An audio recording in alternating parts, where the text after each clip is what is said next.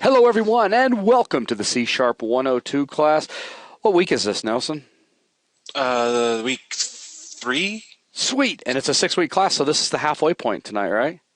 No, it's a 7-week class. Oh, that's right. It is a 7-week class because we crammed too much into, what was it, night number 1? Yeah. Awesome. All right, so with that, let me go ahead and hand it over to Nelson. What are we going to be doing tonight, Nelson? All right, we're going to be talking about reading text from files, specifically more specifically reading data from files. Then we're going to be going over some new syntax, some partial classes, partial methods, sealed classes, that sort of stuff. Then we're going to be talking about single responsibility principle, and then after that, we're going to be talking about how to start creating our game, because we've worked on our state manager and our overall architecture for the game, but currently we have no actual game objects, and we really need to go ahead and start implementing game objects so that, well, we could have objects in the game. Because that's a good thing. And with that, I'd like to do a quick shout out for my good friend Florum over in BuzzNet and just say thank you, sir. He's missed my voice. All right. Okay, so continuing on. It's okay, Nelson. I didn't mean to throw you off. Okay. Well, before we start, there's a question that came in immediately. Okay. It's a really quick question. Got asked about if they want a little caret in front of all their text input. So, for example, if you have a prompt and you want to always say like name and then have that little caret in front of it and then have, name equals console.readline. Writing this code becomes very tedious when every time you have an input, a bit of input that you want to preface it with some sort of caret or some other symbol. And the question is would it be appropriate to factor this code out into an abstract or a static class? The answer would be yes. That's an appropriate use of static classes. So what I'm going to go ahead and do is show you how you do that. You create a static class, and I'm going to go ahead and just call it input. And then I'm going to make a public static string get string method that takes in a string prompt. And then all it simply does is writes out the prompt followed by a caret and a space and returns console.readline. So very straightforward stuff. Now instead of doing this, you can say var name equals input.getString name. So very interesting. A caret, a greater than sign, and an angle bracket, whatever you want to call it. Yeah, I wouldn't call that a caret, but that's just me. Okay. Yeah, so let's, I guess, get started on code and stuff. So we're going to be first talking about some new syntax, the partial classes, partial methods, and sealed classes. They're all very, very straightforward bits of syntax that I don't think anybody here is going to have much of an issue with it. The first one we can talk about are partial classes. And what a partial class is it's a class that can have more than one class definitions that all get merged together at compile time. So for example, I can have a partial class person here and a partial class person here. And if I gave this partial class a public string name and this class a public int age, both because of the partial modifier. Now, if I were to remove the partial modifier, we would actually get a compile error because you would see that we already have a definition for person. But by adding the partial modifier to the class definition, we are splitting up the definition of the class into multiple parts. Each one of these things are called a part. And then at compile time, they get merged together. So if I were to say var person equals new person, I could say person.name equals Nelson, person.age equals 1024. I mean, very straightforward. The situations that you would want to use this is typically, well, I do want to make a few points about partial classes first. Some of the constraints. The different parts of a partial class must exist within the same assembly, meaning they must exist within the same project over here on the Solution Explorer. There's no way to define a part of a class in one assembly and a part of a class in the other. They must exist at the same assembly. And one of the things you might want to do with partial classes is oftentimes, especially with designers, like designers like the Windows form designer, what it does is it'll make like a main form part and then another main form part. And what it might do is write a bunch of code for you inside of a partial class that's generated. So it might have like a public void initialize component. I believe that's the method that it's, I think it's private actually. Initialize component, which is the method it generates, and then it'll place a bunch of designer generated code. Then what it'll do is it'll give you another part to this partial class where you can put your logic specific to your class. So very, very straightforward. Something you might want to do, use this for without the context of designers is splitting, and this is actually still appropriate for designers, but splitting different parts across files. So for example, I can have a mainform.designer file. Well, I thought that was the extension. Mainform.designer.cs file that contains this code. And then I might have just another mainform class with my own specific code.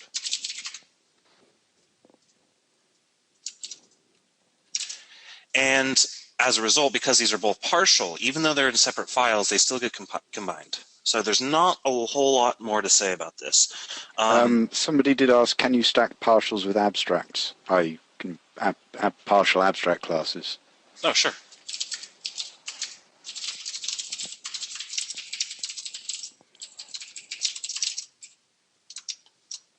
And that compiles just as you'd expect it to. I generally don't use partials very much, but again, this is just a new bit of syntax that people should be made aware of, because if they see it, I don't want people to be confused about it. I will sometimes use this when I have a particularly large group of related functionality, which can't, for whatever reason, be separated out into multiple classes. It doesn't happen very much, because if you have that much functionality, you're most likely breaking SRP. But if it does happen, abstract or partial classes allow you to break your implementation across multiple files. I might put a variety of like helper methods in one partial and then the actual implementation of the class in the other. But again, when I have a class that's so large that I need to split it like that, I'll typically split it into multiple classes. But I just want to go ahead and just point out partials because they're fun, I guess. Any questions?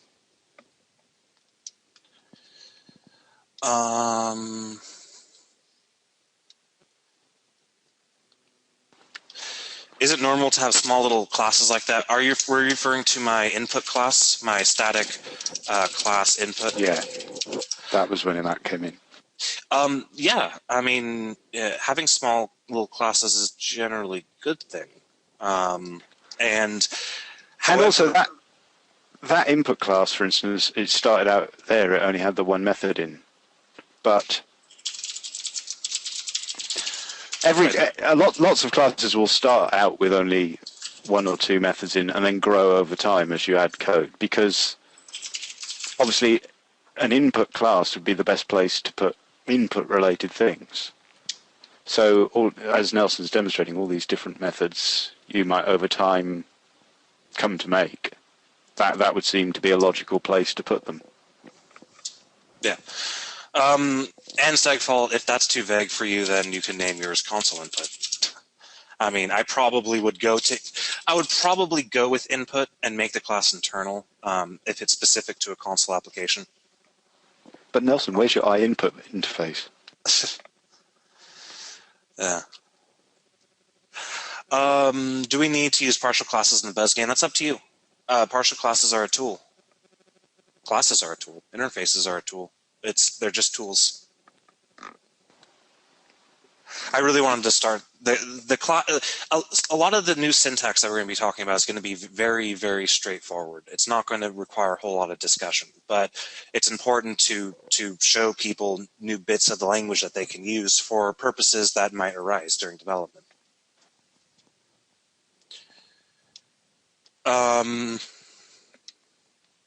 I assume partial classes are mostly used for miscellaneous functionality that you don't have a place for. Like I said earlier, if I have a class with a bunch of private helper methods, then I might split across a partial boundary. So if I have a lot of tiny helper methods, that kind of clutter up the class definition. But again, that's only if there's no way to refactor it into multiple classes, at least not an ideal way to do so.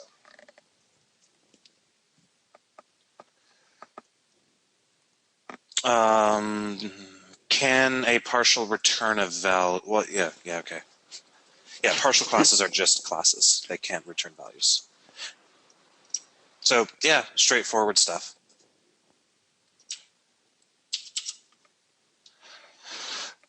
Okay, partial methods, same straightforward thing. Again, it's just a matter of showing people syntax, talking about it for a few minutes, and moving on. Partial method is basically going to be a method that, that does not have an implementation. So it is kind of a weird concept. So for example, let's say we have a generated class that does something like this, a generated class that has, When you say a generated class? A class generated by a designer, or you have some sort of thing that you're organizing. I actually, the only reason I'm even mentioning partial methods here is for sake of completeness, because the partial keyword can be applied to either methods or classes. But they're not particularly useful unless you're working with designers. So, for example, we might have a person class that would have a, maybe we have a designer or something that'll generate a public static string name property, but instead of being an auto property, it's going to be an implemented property, or a fully implemented property. And the setter might do something like this. We might have a partial void name changed partial method. And now inside of our, what am I doing? Now inside of our setter, I can say simply, I can invoke this partial method. However, you'll notice that the partial method doesn't have a body. The thing about a partial method is it must be a private method. And it can it must be a private void method specifically. It can't return a value, and it may or may not have an implementation. And whether or not it has an implementation is determined by another part of your partial class having an implementation. So I could say partial name changed, and I can say console write line name changed. So a partial method you will only ever use that with partial classes. Yes. You're basically saying the method. It's almost like C++, where you're saying the method does exist. Trust me. Go looking for it. Yep. And to call it from the other part of the same partial class. Yep. Because if I didn't have this partial void, then if I didn't have this name changed, we would get an error here. But we want the designers to be able to write code that will execute a method conditionally if it exists. So they introduce partial methods. By specifying a partial method right here, I'm saying name changed exists, may or may not exist somewhere. But just if it does exist, invoke it. If it doesn't exist, don't. And then it's up to me and my other parts of the same class to go ahead and implement it optionally. And it's important to, it's really straightforward. At compile time, and this only can be done at compile time, this can't be done at runtime. And at compile time, if you have an implementation, it'll invoke your implementation. If you do not have an implementation, it won't even invoke a method at all.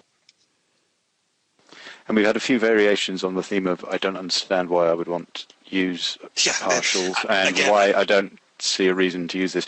Really and truly, and particularly I have to say the way Nelson is teaching, the way Nelson programs, you really will not generally have need of partial classes, just from the point of view of, like you say, it breaks SRP. Yep. If you're writing classes that are so long that you need to start using partial to split it up into separate files, you probably need to refactor your code. Yes, essentially. And partial methods in particular are useless as far as I'm concerned. They're only useful for designers if you're working with the WinForms designer. Again, I just wanted to include that based off completeness. I will show one more example of a partial class being useful, and this is probably one of my more common examples or common use cases, and that is if I have nested classes. So I'll have a class that might do one very specific thing. So, well, just to start off with nested classes. Right. So in C# you can have classes within classes. So I can have a class, whoa, class inside my person class. This is no different than if I had a class whoa outside of my person class, with the exception of the accessibility it's not accessible from anybody outside of person. Why? When would you do this? Well, the particular example that I used it for is kind of esoteric. No, but it was, surely not. It was a very interesting example. But for example, what if we had something like a room, and we had inside of it a room connection, and our room connection class had a public string direction. Wow. And then a public room reference. So our room connection is just a class to help us out with the rest of our room object. Right. It means the bottom line is it means nothing outside of the context of room. Right. And then I might have a public method like public void connect room, string direction room. And then I can have a public room get connected room, string direction. And then I would have a private list of room connections. So would it really be when you need to give something too much functionality to make it a property or just a field? A field, and or something that you want multiple of, but has no meaning outside of the context of the class that needs it. Yeah. In this case, we need multiple room connections, but outside of the context of room, it have no meaning. Presumably, it's almost as though, as far as room connection is concerned, room is its namespace. To an extent, with the exception of you can't, with namespaces, you can access nested namespaces. In this example, you can't access room connection outside of room. Right. Okay. So, for example, right now, all I'm doing is using a nested class to store to store data in a more straightforward way. Now, I would typically, in this case, use dictionary, but even with a dictionary, we might even have more properties about a room connection that we would want to keep track of. That doesn't have meaning anywhere else. So then when I get a connected room, I just say if connection direction equals direction, then return connection.room, otherwise return null. So with this class, I can now create a room. I can connect it to other rooms by invoking the connect room method, and then I can get the connected rooms by invoking the get connected. And we're storing the information about the connections inside of its own class. This is a case that I have found myself to use partial classes. What I will do is I'll keep my room like this, but then I'll make the room partial, place it in a different file, and specify the private classes in a different file.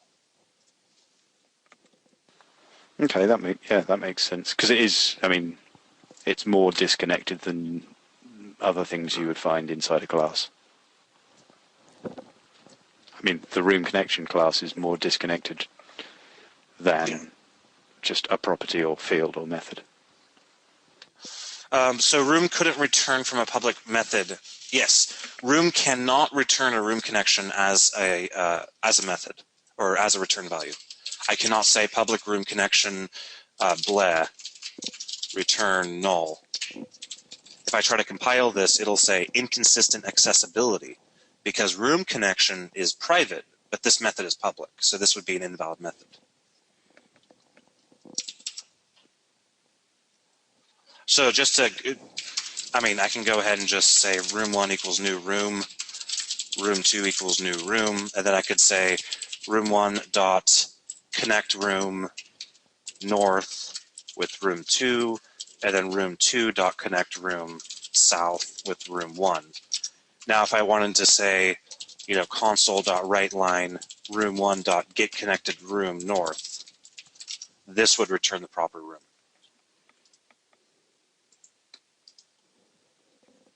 So, straightforward stuff.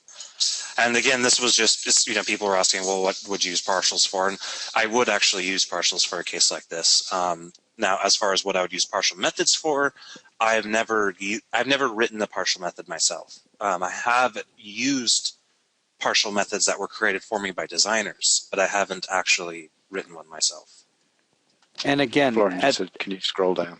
at this point in time, for those of you that are still relatively new to coding with C# and the object-oriented paradigm, don't freak out.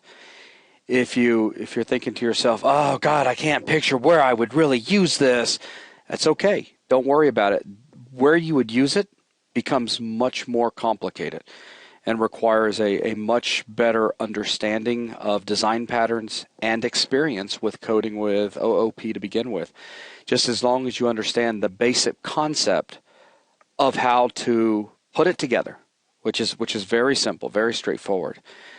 Just keep that in the back of your head. Whoa, go ahead, At some Nato. point in the future, you'll come to a point where all of a sudden you think, oh man, I could really put that in a partial class. And that's the way to look at something like this. Just file it away for future use. At some point, now that you're aware of it, you may come to a place where otherwise you'd be going, oh, I don't know if I can do this. I really wish this was spread out a bit more for clarity. Yeah, food for thought, and for food. And it's also more important, like Jason said, to understand the basics of it, because that'll allow you to read code that takes advantage of this, and then you won't be confused.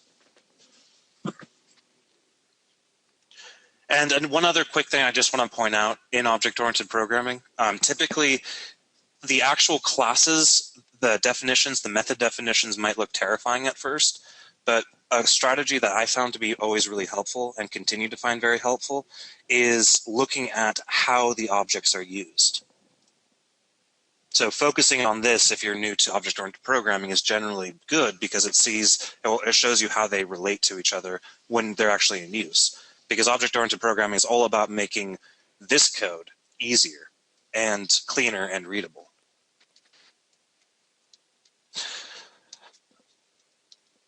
Well, you said that normally for this you'd use a dictionary. Do you want to segue in that direction?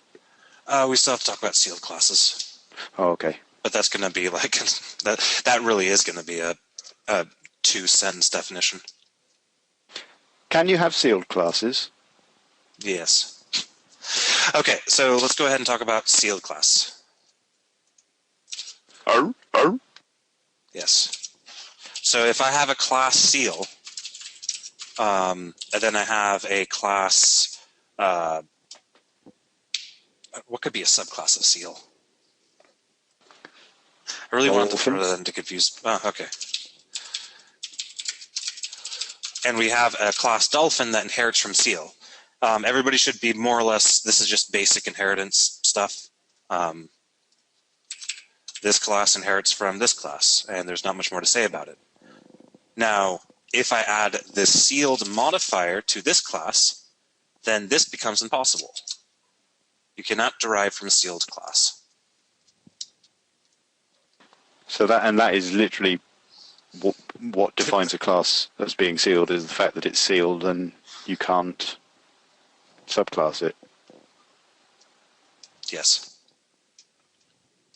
Well, Segfault said, doesn't this violate the open-closed principle?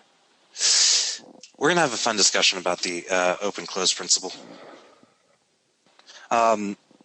Yeah, basically. I have a few bits of things to say about what I think about some of that principle. And, well, not specifically the principle itself, but how people interpret it, or tend to interpret it. And the answer is yes, it does break the open-closed principle. But it, on the same token, prevents you from doing stuff like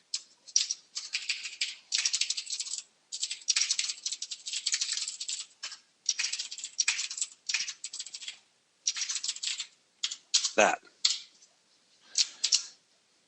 because string is sealed.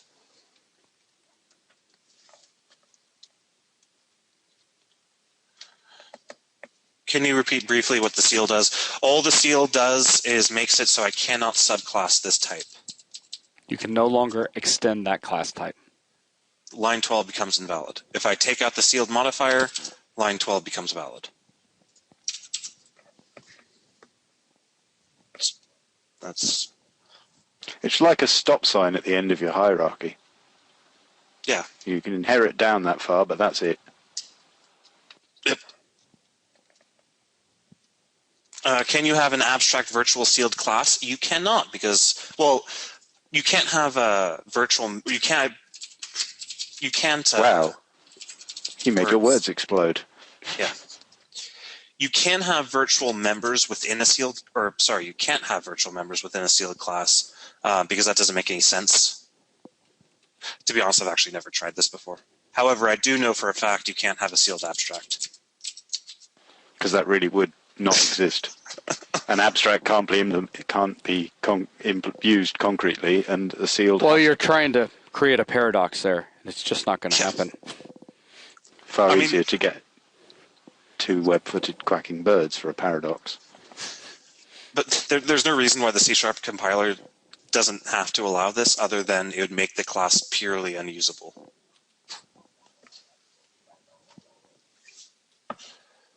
Okay. So that was some new syntax. Everybody feeling good about the new syntax? Feeling awesome about the new syntax. Just stuff that if you see, you now know what it is. Again, please don't be sitting there racking your head, letting yourself getting confused because you're having a hard time picturing where you would actually implement some of this stuff. Right now, I'm more interested personally in you just understanding the basic concept of what it is and the basic syntax of partial and sealed. As you become more experienced with the projects that you're working on and the homework that we have you do as we progress further and further into the C# advanced courses, it's going to become much more apparent, and you'll get a much greater appreciation for the usage of these particular modifiers. Right now, just as long as you understand the basics of what they provide you and how to implement them with the modifiers, then we're in good shape. Can you use interfaces with sealed? Yes. You can't have a sealed interface because that doesn't make any sense. But you can have a sealed class ble that implements ible. This is valid code.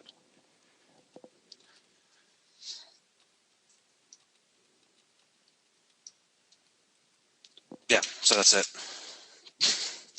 So yeah, let's go ahead and talk about dictionaries, because we are going to be using dictionaries later in this class once we get into the main huge scary discussion that we're going to be going over. Well, actually, think about that. Have you talked about lists yet, even? Oh, we've talked about lists. What? Did we? I can't remember. How about all the way back in 101 week 3? Did we? Yeah. Yeah. That's cool then. Segfault, you now have my permission to smack Gavin hard. Oh, good enough, you great goon, you, Gavin. That's from Segfault. Wow.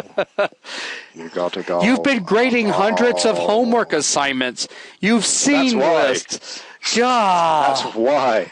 Oh yeah, but then I'm used to people using things that they. Yeah, Dave, I like that. We're gonna slap you with a seal. Yeah, that's what it's gonna sound like right before the impact. Okay, so continue. Okay, so dictionaries. Dictionaries, very incredibly, awesomely useful things.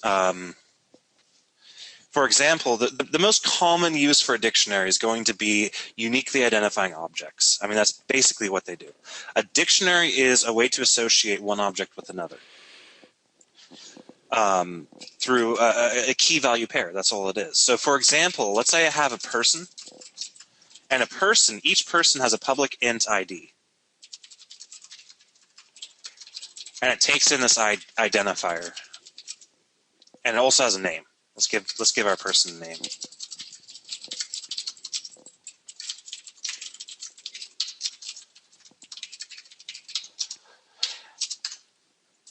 Now, let's say we have a people class, and a people class is responsible for owning a collection of people.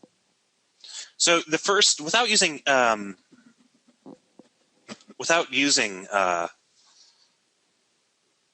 dictionaries, a way that a person might want to implement a people class, given that it requires you to have a public void add person method and a public person get person by ID method, they might be tempted to use list.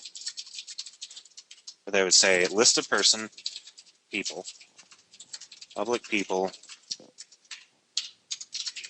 people equals new list of person. Add person would just be people.add person. Get person by ID would just be for each var person in people. And this code is tedious to write, which is why. Hurrah for the link. More time typing, less time talking. I'm working on it. Just okay. kidding. So we have a class now, and the class is very straightforward. Does anybody have any questions about this class?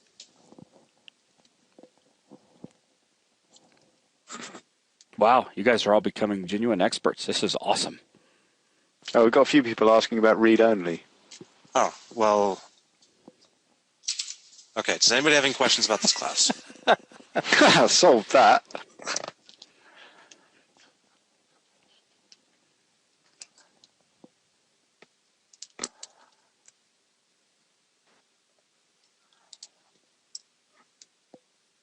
It went on to nowhere.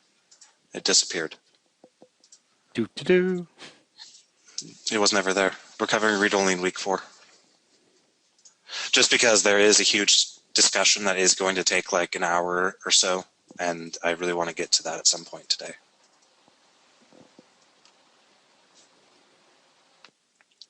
Okay, I thought you meant there was going to be a huge discussion about read-only. I was like, really? Okay. Yeah, no. And so our people class might have something really cool. It might have a public void display people. And again, this is just going to be a very straightforward method. Var person in people console right line.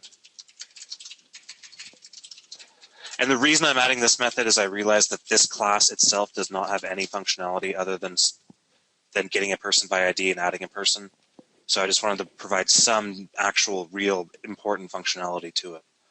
So now if I were to use the people class, I could say var people equals new people. And I can say people.add person, new person, ID of 1, name of Nelson. And I could add a bunch of these guys, ID 2, 3, 4, 5.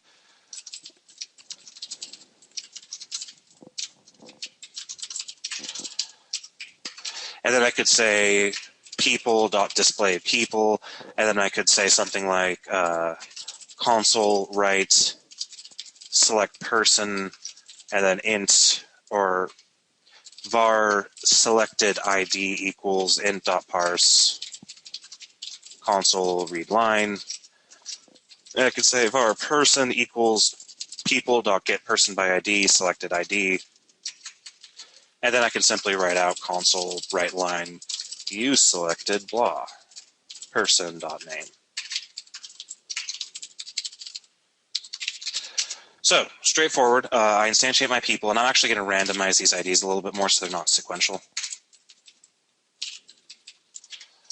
Okay, so I have a people object that has a variety of people inside of it. I display them to the user, and then I ask the user to select a person based off ID. So they'll type in an ID number, and then that'll go into this integer variable, selected ID. And then I'll ask the people class to get a person by ID, given a particular selected ID. And then finally, I'll print out the name of the person they selected. So if I hit F5, we'll see a variety of people. In my select person prompt, I could type in 41, and it's going to say you selected well. Are there any questions about how this works? Think long and hard, because if you have no questions, you're about to be sorry if you really don't understand. Dun, dun, dun. I imagine quite a few people are seeing, anyone in fact who's doing the C++ course will see an immediately use for dictionaries. Okay, So there's two examples that I'm going to show. The first one is I'm going to... I want them to do something, Nelson. They haven't done anything yet. I'm getting bored. I mean, if they understand the very basic concepts that you just demonstrated right there, you should come up with a very simple project that they can all do real quick. And then as soon as they do it and they click the Ready button, they should post their code over in the question panel like we've had people do in the past. I mean, dictionaries are very straightforward. I was with you until you said about posting the code in the question panel. Yeah, they copy the code. But we could pick people at random to switch over to after. You may have missed a class where we've done this in the past. All they do is just copy their code and hit paste over as a question. No, I was there. That's what I was. No, I thought it worked really well. Carry on. I actually keep an eye on that panel as well, believe it or not. There is no dictionary. I just wrote a bunch of code that could basically replaced by something I'm going to be showing shortly. But what are you thinking, Jason? Are you thinking products and inventory, or is that too long of an example? Yeah, I'm trying to think of something short. Well, how about this? All right, hang on. Go ahead and finish through the dictionary stuff. Then we'll get them to do it, and we'll get them to do it with that. But they've got to do something soon. I'm getting bored here. Everybody's saying they're following along, and suddenly you told me that things were getting a lot more intense this last week, but I'm sitting here thinking, wow, everybody's just getting it. This is all super easy. I want to. What we were doing last week is about every hour we'd set them something to do and then combine that into the break, you see. Okay, well, let's get through dictionaries, and then we'll give them something to do, because we're about 37 minutes in of recording. Okay, there's two things that I want to show with dictionaries. First of all, this people class, if this is the only functionality we have in it, we can replace this entire class with what's called a dictionary, because essentially that's what it is. And then after that, a more appropriate way would be to actually use dictionaries inside of the class instead of a list, and then I'll go over the reasons why. So first of all, if I wanted to replace this entire bit of code, so I'm going to go ahead and comment it out with a dictionary without using the people class at all. So I'm going to collapse the people class. What we can do is we can just, well, first of all, type in dictionary. Now, dictionary is a type. It's a type provided to us by the system's collection's generic namespace, the same namespace that provides us with the list of T class. Now, the dictionary class has two generic parameters. Now, the list class only has one generic parameter. All it has is a type of a thing. So I can say a list of person. I can call this people if I wanted to. A dictionary, on the other hand, has two generic parameters, a T key and a T value. So what's the key? Let's have it be the type of our ID, which is int. And what's the value? The value is going to be a person. And we're going to call this people. What a dictionary does is it correlates a key to a given value. So what I can do is I can say people.add. And you'll notice that instead of, now normally a list.add only requires one parameter, but the dictionary requires two parameters. I must provide a key and a value. So I'll go ahead and type in the key, 42, and a value, new person, 42, Nelson. And I'll go ahead and add a variety of people to this.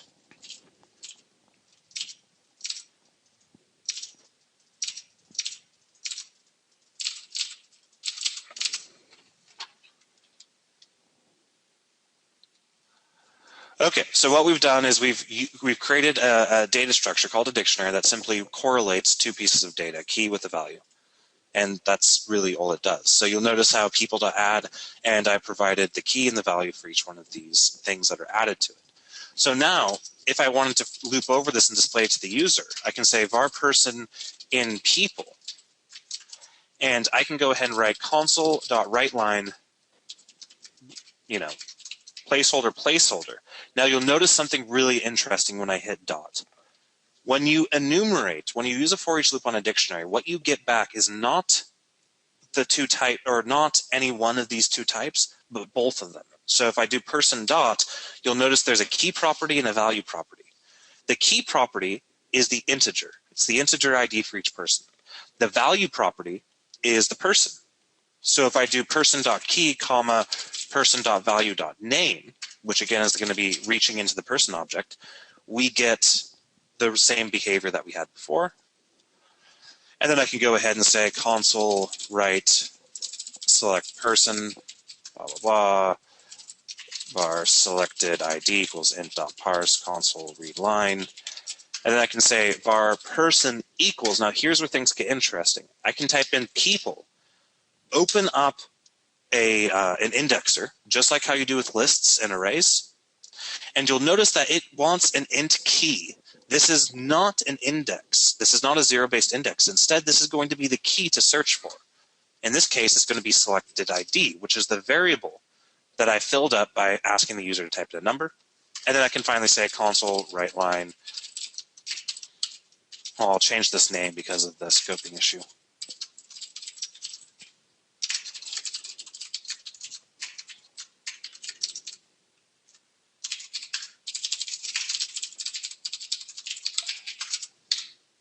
So now if I type in 42, it says you selected Nelson.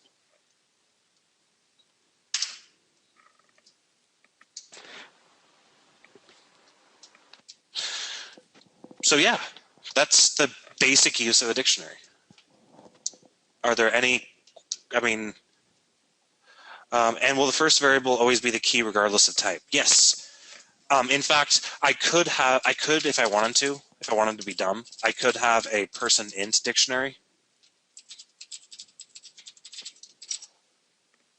which would work as well, where I use a person as a key and integer as a value, although that would be stupid. Typically, you'll want your keys to be value types, like integers or floats or doubles or GUIDs. That said, you could you could come across something like a dictionary of person and address. Sure. In which case, they'd both be strings, but obviously you would search. Presume because I've got caught out with having these the wrong way around before, and the functionality becomes very awkward if the wrong one's the value and the wrong one's the key. Yeah, well, if you find yourself looking up the key that goes with a certain value, then you've got your dictionary back to front. Yeah. Okay, so are the keys unique? The answer is yes. I want to go ahead and point, all of these keys are unique and they're only going to be associated with one value. So if I added two people at the 42nd index, or 42nd key, and try to run this program, you'll notice I get a nice little exception. An item with the same key has already been added. If I try to index, so you notice on line 74, I'm doing an indexing operation. I'm asking the people dictionary for the person given a particular key. If I index or use the getter index for a key that doesn't exist, I also get an exception.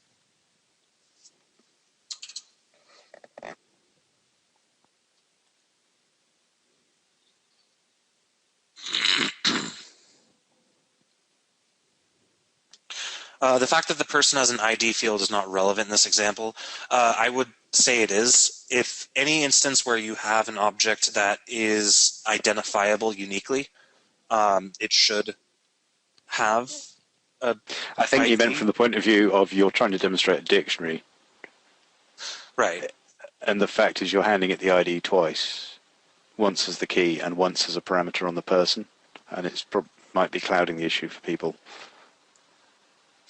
Okay, well, the point here is that all people have IDs, and what we're doing with the dictionary is we're creating an index. You can think of it like an index, like if you're familiar with relational databases.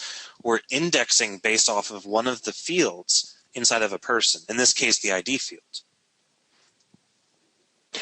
To anyone who's confused about the dictionary by this, just ignore the second occurrence of the number on each line. That's required by the person's constructor, the way he set it up.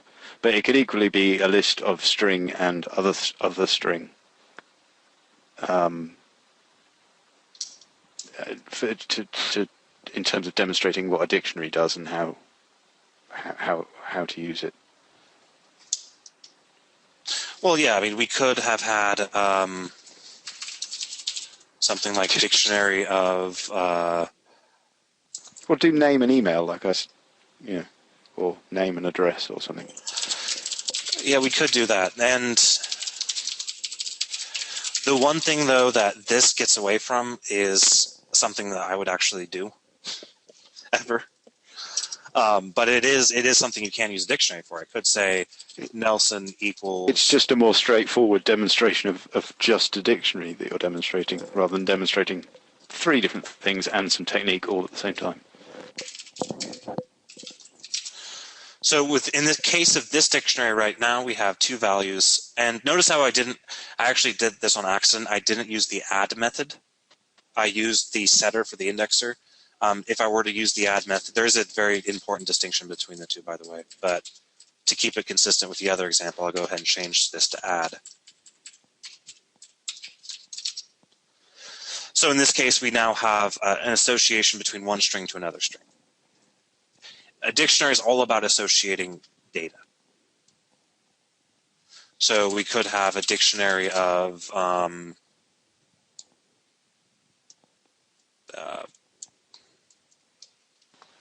access privileges? Or, well, sorry, just trying to come up with ideas to...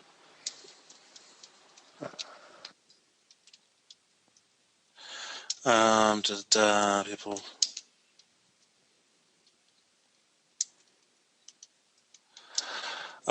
So when would you use name to address? Oh, well, if I wanted to say something like var Nelson's address equals name to address Nelson. And that would provide me the value that's at that particular key.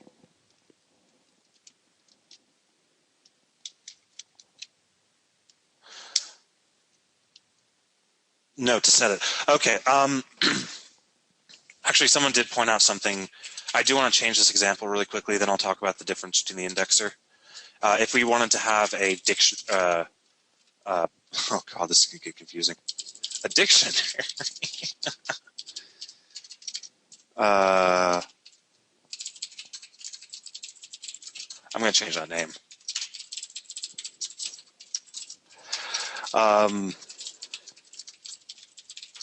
Here's another instance where you would have this behavior. In a dictionary. Is that where they came up with a name for this from? Well, yeah, I think so, actually. That doesn't make sense.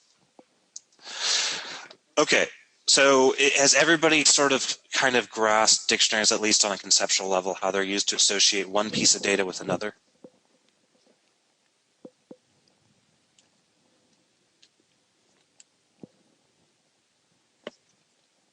Nada, was that directed at me or somebody else?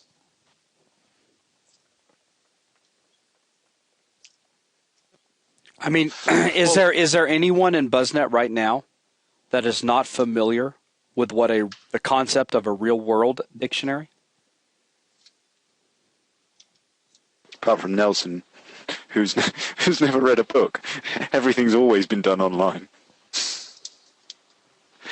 You remember paper? Atomizer, I know you know what a dictionary is. Nice try.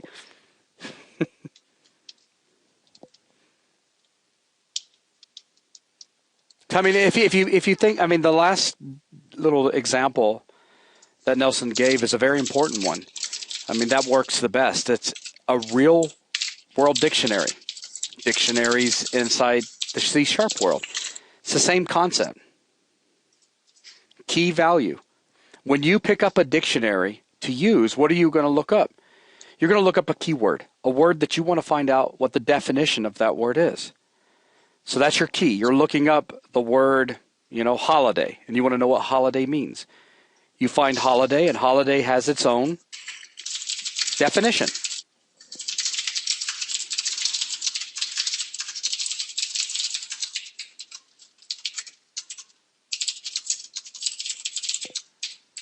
Ooh, look at Nelson. Nice example, Nelson.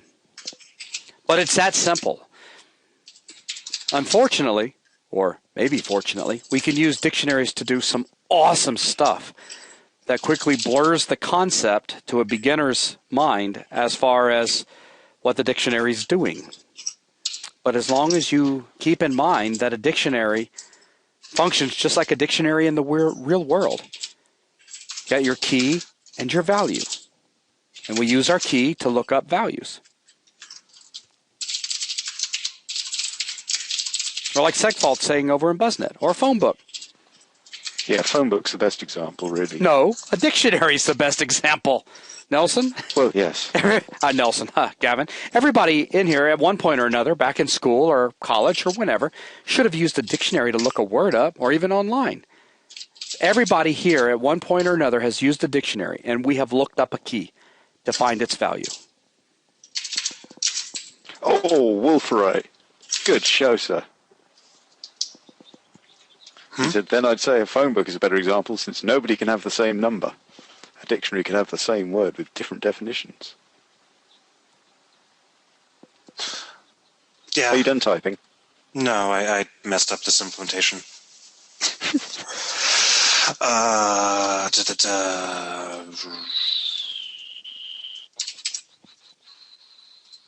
To add, then 1, 2.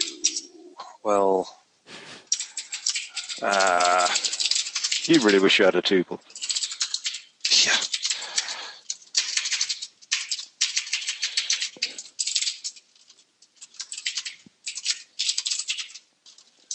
There we go. And then I'm going to break this out just so it's a little bit more clear. And then I will say if parts.length does not equal 2, then continue, and then, yeah. Okay, so now if I run this program, it will get a build error. Now if I run this program, I can go ahead and say add test, and I can define it and say a test is something that does stuff. Now I can say add whoa, and a whoa is blah. Now I can say define whoa, and I get this awesome exception. The reason I do is because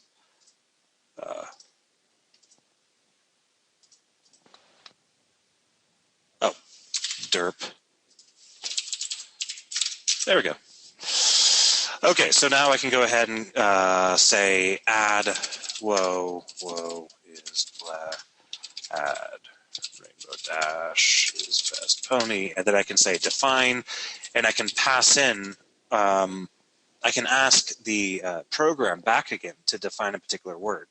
So you'll notice how when I ask it to define something, it comes up with the definition that I previously added. So I can add more stuff to it. I can add C# is a programming language. And now after I hit enter, now that I've added that data to my data structure, I can say define C#, and it's going to go ahead and give me back the definition. If I even go ahead and jump into the debugger and define, I'm just going to say define C# again, and look at my words dictionary, you'll notice it has 3 entries. And these are each one of the entries that I just inserted. Very nice. Okay, so is everybody good so far with this? Is everybody doing better now?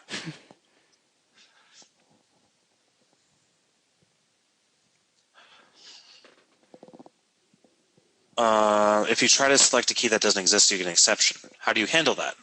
Good question. And then your other questions also I'm going to do once people say that they're getting better at this. Because dictionaries are such an important data structure that will be required for what we're going to be doing today.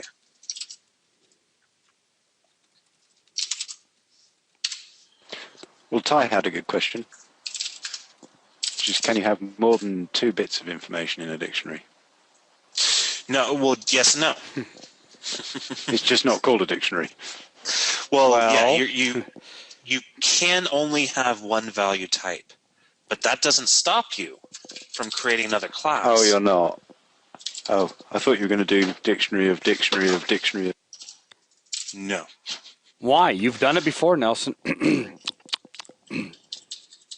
I think my Ow, that's cold. I'm just saying he has in a real-world production. My worst one was like a dictionary of types and lists of tuples of method, info, and objects. I think that was my worst dictionary. No, I'm almost positive that you had a dictionary with a type and a dictionary, and I'm trying to remember where you used it. It may have been in the card game. It seems like it was in the card game. I'm trying to remember where exactly. It's been a little while since. It was probably in the bit of it that intercepted the commands. Yeah. So I remember that being a real hair tearer. I think that's where it was at. But here's the thing, though. The point is that you can only have one value, but you can have a value of a more complicated type. So I could have a value of list of strings, for example, if I wanted to store more than one definition per word. And this would be something I might do. If you were writing a dictionary, for instance. Yes.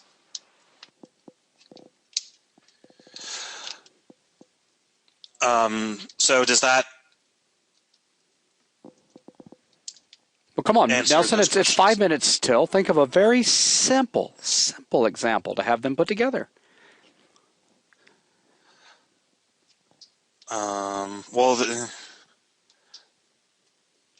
Haven't you missed if me? If I wanted to be horrible, I would say write this example up and make it so you can have more than one definition per word. If I want to be really terrible. But let's not be terrible. Let's be educational. Let's keep it simple. Well, it's not that bad. You just showed them how to go about the tricky part. But remember, we've got others, Gavin, that are far more new to working with code and logic than you. I'm just saying, he did show a dictionary of string and list of strings. I know that. But we've got some people in the class that didn't recognize when they get slapped in the face with a fish that they were just slapped in the face.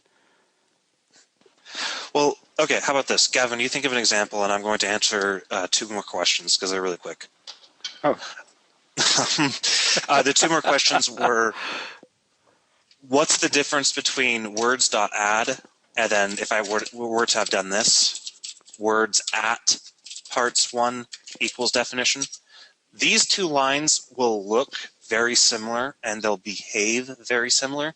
The number one biggest difference between the 2 is this will either add an element if it doesn't exist, or update the existing element if it does.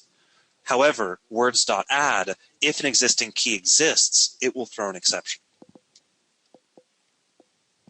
So that's all it does. The next question was, this is going to throw an exception if a word doesn't exist. So if I say define pony, for example, without actually specifying that word, I'll get an exception. There's a really nice, clean way to deal with this with dictionaries. I can say string definition, and I can say if words.TryGetValue, pass in the key, which is going to be parts 1, which is the bit of the input that contains the word that we're asking for, comma, out definition. Actually, I'm going to invert this, and then I'm going to say console write line, I don't know what a is, parts 1. And then I'm going to say continue, to continue the loop. So now if I say define pony, I don't know what a pony is. But if I said add pony, awesome, and then I said define pony, then I will get the proper results. So it's very similar to int.tryparse. Which is why most people should be fairly familiar with, or at least acquainted with, this sort of syntax. But this will basically TryGetValue will return true if that exists, false if it doesn't, and if it does exist, it'll set it'll set whatever you set the output parameter to the value. Any questions about? I mean, here's a simpler way we can do things instead of tossing this at people at this very moment. Since we're going on break, do you want to reset everyone's ready check and have them just type this out so that they go through this code right here and kind of see what's going on? They can feel it for themselves, get their hands dirty. Yeah. I mean, it is break time after all, and there's no better way to utilize break than to make our students work and for us to go take a break. He's right there. I mean, I'm just saying, it's just logic. Well, yeah, it definitely is good to type this sort of stuff out. So let's do that. Let's go ahead and make sure everybody's reset. How many wimps are not participating tonight? Good God, there's a lot of people not participating. That's better. That's better. Keep it coming. A little better. All right, Mr. Hayes, I'll cut you some slack, sir. All right. So this is what we are looking for you guys to do. It's the easiest way in the world to get your hands dirty with dictionaries. Copy what Nelson wrote. Make sure it works. And we'll simply start there. As you're going through this, if you run into any questions, please make sure to post them over in the questions panel. And Wolfrey, I hope you were done. I hope you were done before Nelson even started typing this. I'm just saying, you should have already had this. Good. All right, I'm happy now. So we'll go ahead and pause the video. We're going to take a quick break. I'm going to go grab some coffee and discharge some of the margarita that I've got built up in me, waiting to be discharged, and then we'll continue. Alrighty. Well, are you paused? Pause. All right, and we are back, and I think we have a few questions that have come in. Maybe a couple over on the questions panel, but I definitely saw a few pass by over in BuzzNet. Please, guys, remember, those of you that are posting questions in BuzzNet, please post them over in the questions panel if you, for sure, want to get an answer from us.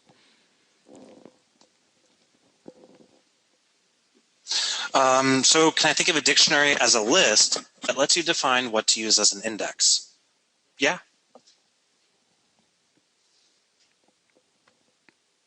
And there are a lot more different characteristics about a dictionary that make it better than that, but at a conceptual level, that's what it is. One of the most important things about a dictionary is that it's significantly faster than linearly searching through a list. That was lurching through assist. That's that was awesome. Anyway. I thought it was going to be lerping through us. Yeah.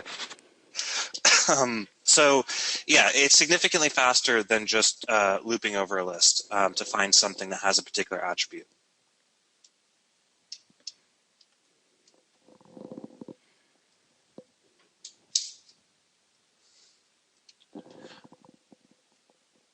Any more? That was the only question I actually saw. Did you see any over in the in BuzzNet? There's a homework question, but we're going to talk about that later. Okay. Yeah, that looks like it. So are there any questions about dictionaries? Everybody feels great about dictionaries. Specifically, the add method and the TryGetValue method are going to be the two most important methods of a dictionary. Someone's coming up with a possible null assignment problem. Possible null assignment to entity for line 33 definition. 33. Oh, that's fine. Yeah, that's fine. Why? What I did was for the input parsing, I took the input line and I split it by spaces and I turned it into a dictionary. And then I said if the amount of parts, the amount of words that were split by spaces were not equal to 2 to continue the loop, that means everything after this line is guaranteed to be parts 0 and parts 1 are guaranteed to be proper keys. If that makes sense. Because we've already guaranteed that the string array has 2 items in it. So after this point, it is completely safe to reference parts at 1 or parts at 0. But it will, because obviously he's getting the warning. So does it still give you that warning? I don't know. I don't think it's going to give me. I think it's a Resharper thing, to be honest. I mean, just to be absolutely sure that I'm not doing anything stupid. Well, that wasn't what I wanted. You're going to check it with Resharper? Yes.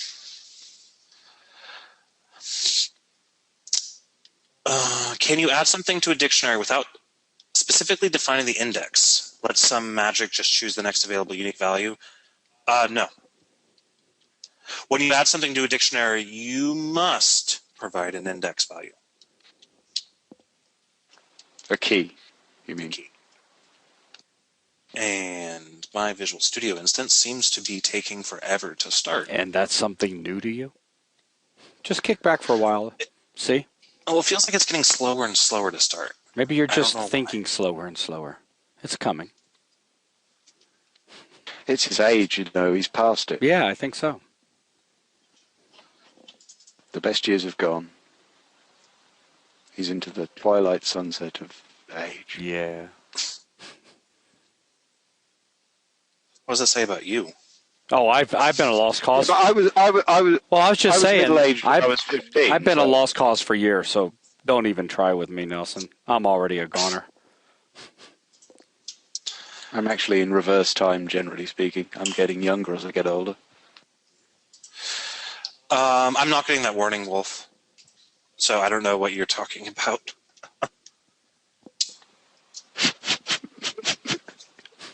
You could have phrased that.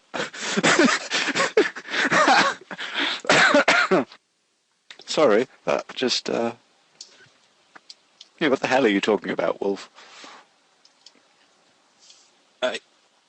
Oh, this. Oh, this. Oh, okay. See, I thought you were pointing at line 33. My line 33 is this. You might have been pointing at line 22. Yeah, you said 33, so that's not my fault that yeah.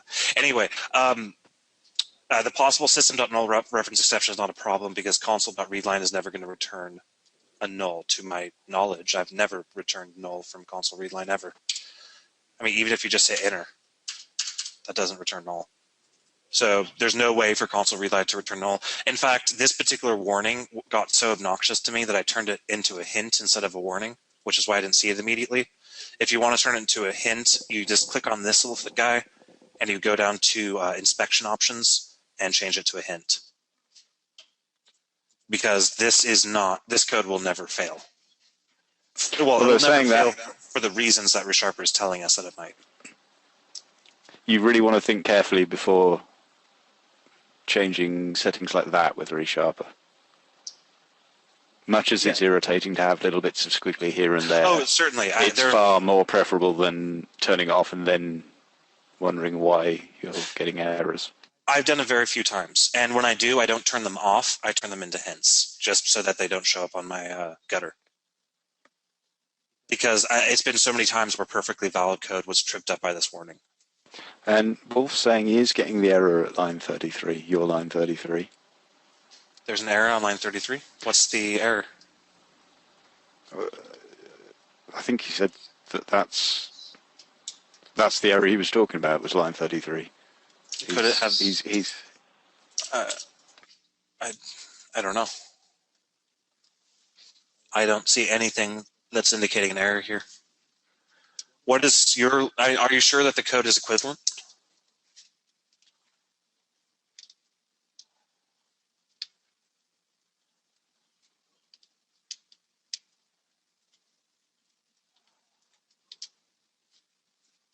I'm curious about this, so do you mind if I switch over to your screen and take a look? Because if your code works and it's still giving you a warning, then that's weird.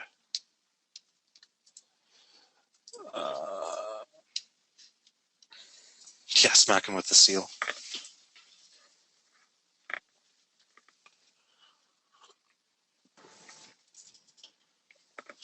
Hello? Hey.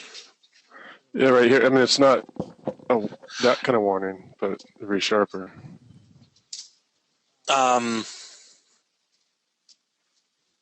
Yeah, I wouldn't worry about that at all. I don't know why I'm not getting that on my end. But that's going to be fine. And the reason, what it's basically saying is definition. If definition ever was null, and you tried to add a null value to a dictionary, you would get an exception. However, because console.readline will never return null, then there's no reason to do a null check right there. Does that make sense? Console readline? Oh, you mean down here somewhere? Resharper just doesn't know where. Line 29, the previous line. Definition equals console.readline. Line 30, sorry. Yeah, line 30. Right. Oh, 31? 30. Oh, Yeah. right here. Console.readline will never return null. definition will never be null, so that warning is irrelevant. Or is it just because it's not sure if we'll ever go into this if statement? No, it's just I don't exactly know why it would be. Can you just do me a favor? Hit F6, please, Wolf. F6?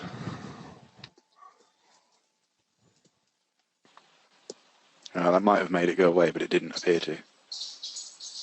You could close the program CS at the top left and then reopen it again. I don't think this is a bug. I think this is a specific behavior in Resharper right here? just incorrect. Oh, yeah. I see what you mean. Oh, still there.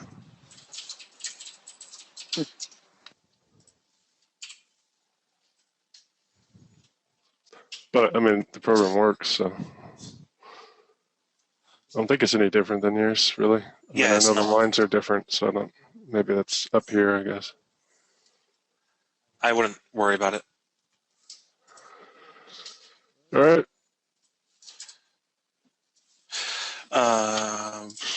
That's weird, though.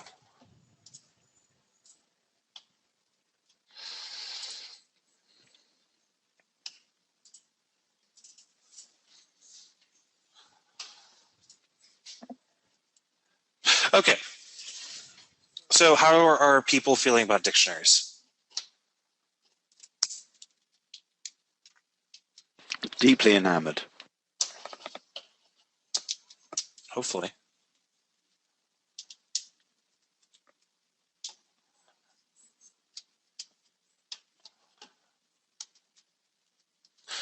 Okay. A few other important. Well, before you get on too far, just remember, NATO, it may not have sunk in yet, but keep playing with it. It will. It will. I understand the concept, but still looking at how to access the value, not the key. Yeah, that happens here on line 38. We're using the TryGetValue method, which looks very, very similar to, and I'm still in my Visual Studio. It looks very, very similar to int.tryparse. In fact, it behaves the exact same. Well, the signature behaves the exact same way. So TryGetValue will try to get a value at a specified key, and if it can, then TryGetValue will return true and set definition to whatever that value is. Otherwise, it'll return false. And ironically, in so doing, it avoids the exact error that we were just getting, well, the exact problem that that Resharper was warning Wolf about. Yeah. I do want to point out that there was a small problem with my code. I shouldn't have done this here. I shouldn't have used the indexer. I should have just used the definition variable that was filled by the TryGetValue method invocation. So I just want to point it out that that's how you'd write this code. You wouldn't re-index or re-access the dictionary, because what's going to happen here is this is going to perform a search for a key, and then this is going to perform another search for a key. But the TryGetValue, the great thing about it is that it allows us to check for a key's existence and get the value at that key at the same time. Now, what you could do is you could use the it does contain. I could say if words dot contains key test, then console write line words test. But can anybody tell me what the problem with this code is compared to the TryGetValue invocation? Yes. Because I actually already mentioned exactly what the problem is with it. I'm just seeing if anybody's paying attention. No, this code does guarantee that this key exists because I ask it, do you contain this key? Then grab it at this key.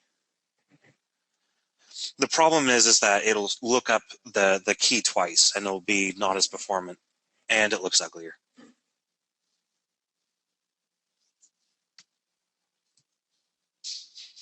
Okay, other interesting methods on dictionaries. We have remove, which allows you to remove an item from a dictionary based off key. Very straightforward.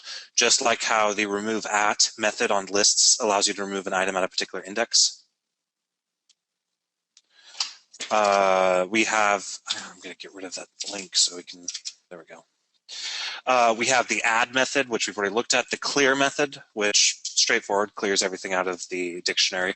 Contains key and contains value, both do what they say. Does it contain a key or does it contain a value? The contains value will be significantly slower than the contains key. I want to point that out because it has to list or loop over all of the values in the dictionary. We have the count property, which allows us to get however many items are in the dictionary. We have the keys property. Now this is cool. This is interesting. There's two properties here, keys and values. These will return a collection of either all of the keys or all of the values. So what I could do here is I could say, right here, I could say for each var key in words.keys, and I can say console write line, I know what a blah is. So now when I run this code and I add a word, it says, I know what a blah is. And if I add another word, I know what a one is. And if I add another word, I know what nad is. And just to clarify, so what is better about doing that than saying, for instance, for each var word in words? There will probably be performance difference, although I'm not entirely sure about the different characteristics. Okay. But if you want to just get the keys, then you'll generally just do .keys. And there are uses for it. There specifically when implicitly casting something to an IEnumerable, when you want all of the values in an IEnumerable, you'll use .values. That's the most common use case. But we haven't really talked about that yet, so I'm not expecting anybody to know what I just said. Right. Other things, we have keys, we have remove, we have values, and we have TryGetValue. And those are all the important members of a dictionary.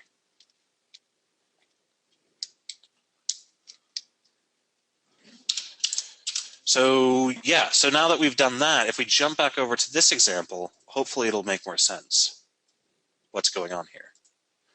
Where we have a dictionary of people. We add a bunch of people to that dictionary by ID. We loop over those people, we present them to the user, and then we ask them to type in an ID. So, can you think of a simple little project that we can give them? Oh, I heard that, Meta. Meta's sitting behind me, and she just went, no. Now, definitely come up with a project now, Nelson. I can't think. Well, I was thinking something along the lines, because one thing that brought me to was you can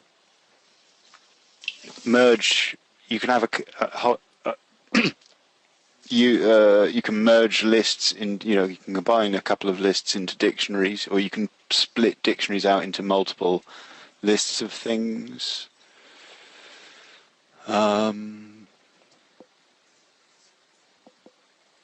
I don't know, ideas, words. Come on, Stuff and Nelson. You're the things. one that's awesome at immediately pulling stuff. Hey, but I'm out of practice. That said, I'm helping you get back into practice. I mean, one thing I just want to point out, how about this? Implement the people class in terms of a dictionary instead of a list.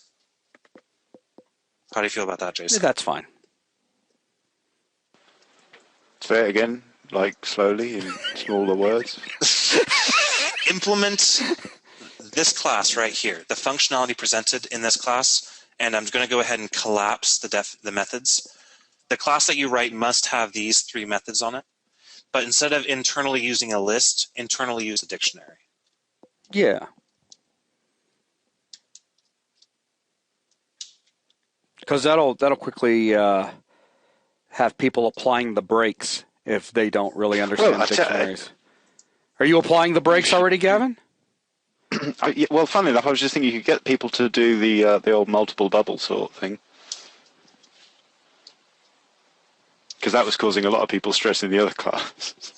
You can't, dictionaries aren't sorted, or they don't have any defined order.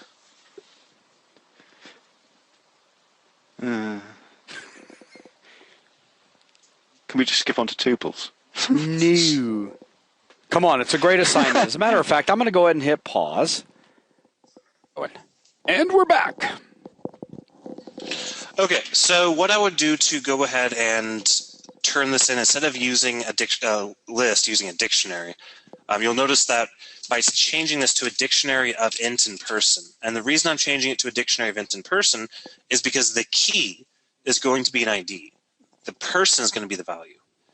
So now on line 26, I have to change this. Instead of instantiating a new list of person, I'm now instantiating a new dictionary of int and person. Line 31 gets changed because instead of just adding in the value, we also have to add in the key, which is going to be the ID of the person. Now here's where things get interesting. This line, this entire bit will change. Now, what we could do, and if you guys did this, then that's completely fine, is use the int.tryparse and return null if it's not true. So if you guys did this,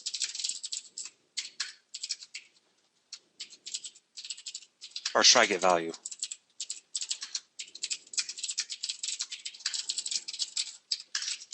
then that works as well, just fine. Another way to do it, though, a way that would probably be even more appropriate than the original thing I had that returned null when no person was found, would be to take advantage of the fact that this will throw a key not found exception if the key is not found, which is exactly the kind of exception that you want to throw in that circumstance, because you want your program to terminate. Now in the for each loop, we're going to keep this implicitly typed person variable, but now its type is different. It's no longer a person, it's a key value pair of int and person. So to access the different values or the different attributes of the person object, we do person.value.name, and then to access the ID, we do person.key. Which would actually be functionally the same as person.value.id. Yes.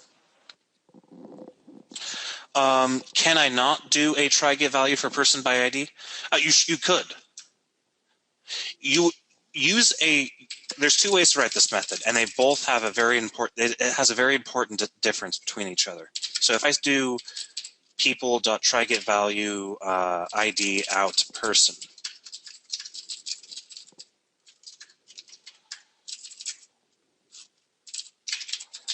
okay, there are two ways to write this method, and there's an important distinction between each one. This method will not throw an exception when a person is not found by a key. This will simply return a null person. If that's the behavior that you want, which it very well might be, and this in addition would be more correct for the particular prompt because this is what the class used to do, was return null. But if you did not want an exception to be thrown given a key that doesn't exist, what you would write code like this. If you wanted an exception to be thrown, then you would write this code. And in the first case, also, you would do it that way because on line 44, you could, if your code you could be in a situation where you would actually create a new person if it didn't. In a situation, it depends on obviously what functionality you want. Right. If you were doing a method that was, try get or create, essentially, so that you knew for an absolute fact that there was going to be something there that wouldn't make your program explode,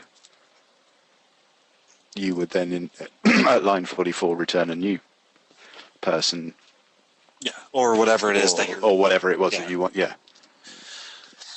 I would probably go with this in this case because I would want this to throw an exception in this case. I feel that that's more valid. Yeah, absolutely. In most of the cases, you're going to... you're asking it for a person, therefore, presumably, you want to do something with that person. Right. It needs a person to do something with, so you would want it to throw an exception if it hasn't got one. But it's up to whatever specification you're writing your code against. But I just want to point out that the distinction between these two things is very important. Okay, so now to use the people class, you just do that. So what I've done here is I basically wrapped a dictionary around a class called people, and I provided some I've tacked on some new functionality like display people. And that's typically what you do with classes like these. You wrap some sort of collection or data structure, and then you tack on additional functionality, and you don't expose functionality that you don't want to expose. And this way provides a lot of benefits. For example, we can now validate a person that's being added to the people, and so on. So does this code make sense to everyone? And it's not vital that you did things the exact same way. Right. Or rather, it's more important that you understand what Nelson's just explained, that he's used the methods he's shown to explain. And NATO wants to... that you had the exact same number of lines of code or anything. And NATO's asking if he can see all of main. Yeah. Main's the, just that.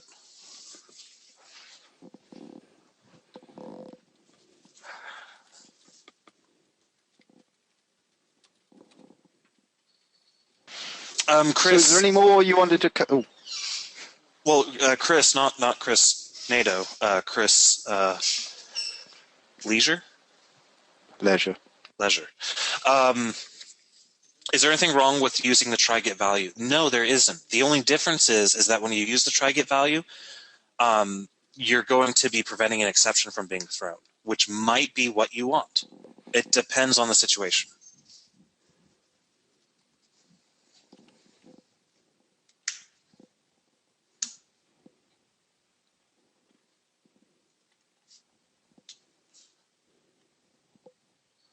Oh, if you're not using the if statement, that's going to be functionally equivalent. Temp is going to be set, the output parameter will be set to null regardless. So it will be functionally equivalent to using the if statement. But I would still probably use the if statement in my own code just to make it absolutely clear to whoever's reading the code what my intentions are, instead of relying on the behavior of an output parameter.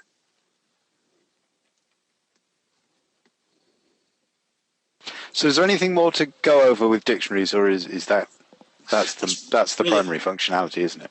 That's really about it. So, next. Well, we're about another hour in. Yeah, you haven't actually had a true break yet. So if we want to go ahead and take a 5-6 minute break, let's go ahead and do that, and then we'll get jamming again. Sound good to you? All right, because we have a lot of discussion to go over getting an actual game in place and getting game objects in place and being able to load and save game objects. Sounds awesome. So, all right, guys, we will see you guys back in about, let's make it quick, 5-6 minutes, okay? And we're back to recording. All right, so let's go ahead and continue because we have lots of cool stuff to get into tonight.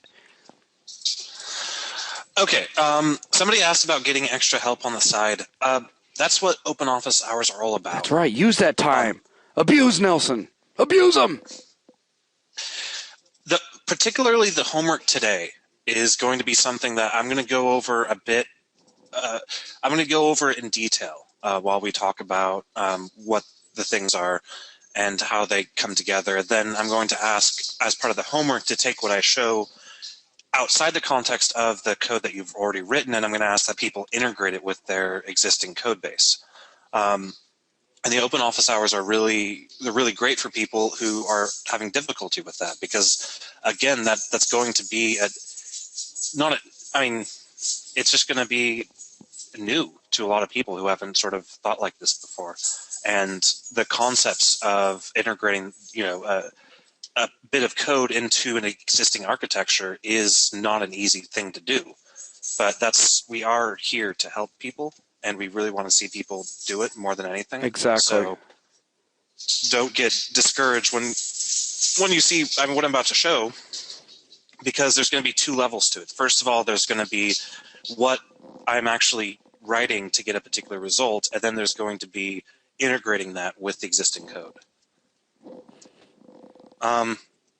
Yes, that would be my belly dancer. Okay. So let's really quickly step back and talk about SRP really quickly. SRP is a very straightforward principle, and it's one of the most important principles in programming or in object-oriented design. SRP stands for Single Responsibility Principle, and it's a principle that you should always apply to your classes. And there are going to be situations methods as well. And methods as well. And there's going to be cases where you break them. In fact, the example that I have up here is going to, or that I'm going to go over, will slightly in some ways break SRP. And there will be situations in this class where, you know, you do have to break SRP because you don't have the tools yet to avoid breaking SRP. And a lot of the design patterns and a lot of object-oriented design is all about how do you fulfill SRP. And what it is, oh, someone looks like they posted a link to a video on it. But the goal is that a bit of code should have a single responsibility. To say it in one way, there should only be one reason that something should change, I guess you could say. That's what I hear it described as. You should only have one reason to change a class. You should only have one reason to change a method. So as you see here, this code does follow SRP to an extent, and it's a very loose thing to sort of describe, because you could say, well, this people class, it contains a list of people and it prints out a list of people. Well, does that break SRP? The answer would, in a very strict sense of the word, yes. To make this class not break SRP, we would instead break it out into two classes: a people repository or a person repository, and another class responsible for displaying people. And that's an example of one of the tools that we're going to be going over in later classes with design patterns about ways that we can enforce SRP within our software. SRP, like Segfeld pointed out, it is the S in SOLID. Meaning what? SOLID is an acronym for a variety of principles. You have single responsibility principle, open closed principle. I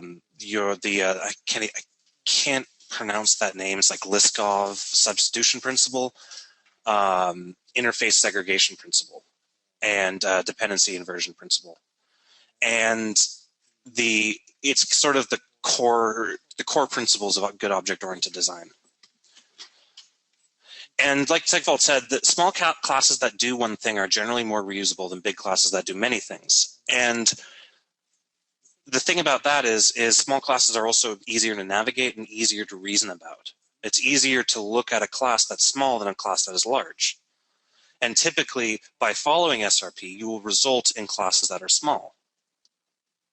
So for example, right here, the person class is simply a DTO. It just contains some data. It doesn't really perform any particular operations. And as a result, it has one principal responsibility: to pass data around the program.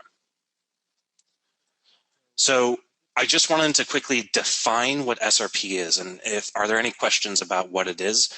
Because again, SRP and all the other terms of SOLID are something that is I'm going to be talking about a lot. I'm going to be saying this is an example of SRP, or this is an example that breaks SRP, but we're doing it anyway, or this is an example that breaks SRP, and here's how we're going to fix it.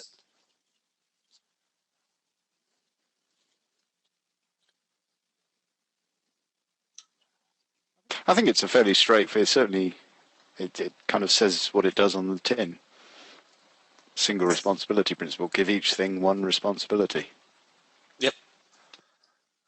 And that's just one of the things that if you follow, you will typically result in better design.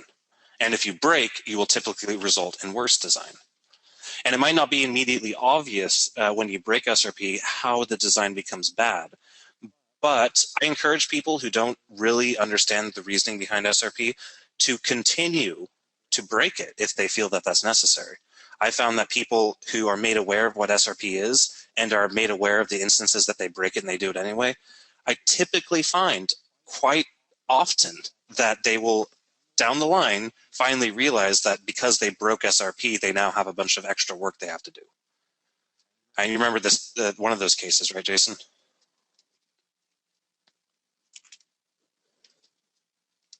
I guess he doesn't like me. No, I'm actually trying to handle a problem right now. Sorry. I'll be right back. Alrighty.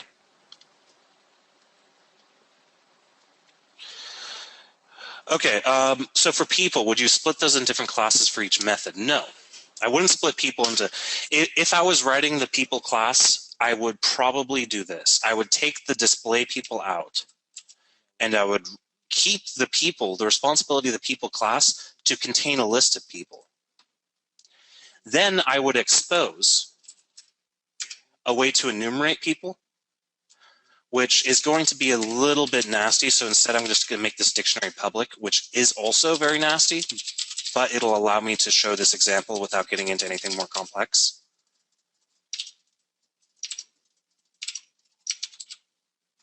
What I would do here is I would say, person... Printer? Well, I would say people UI. Or how about this? People, and do you guess what the word I'm going to use here, Gavin, is? Yes. View. And people view would take a people object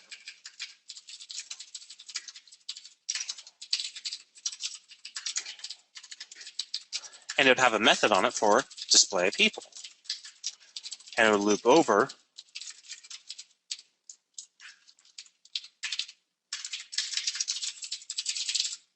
actually, I didn't really intend to do that.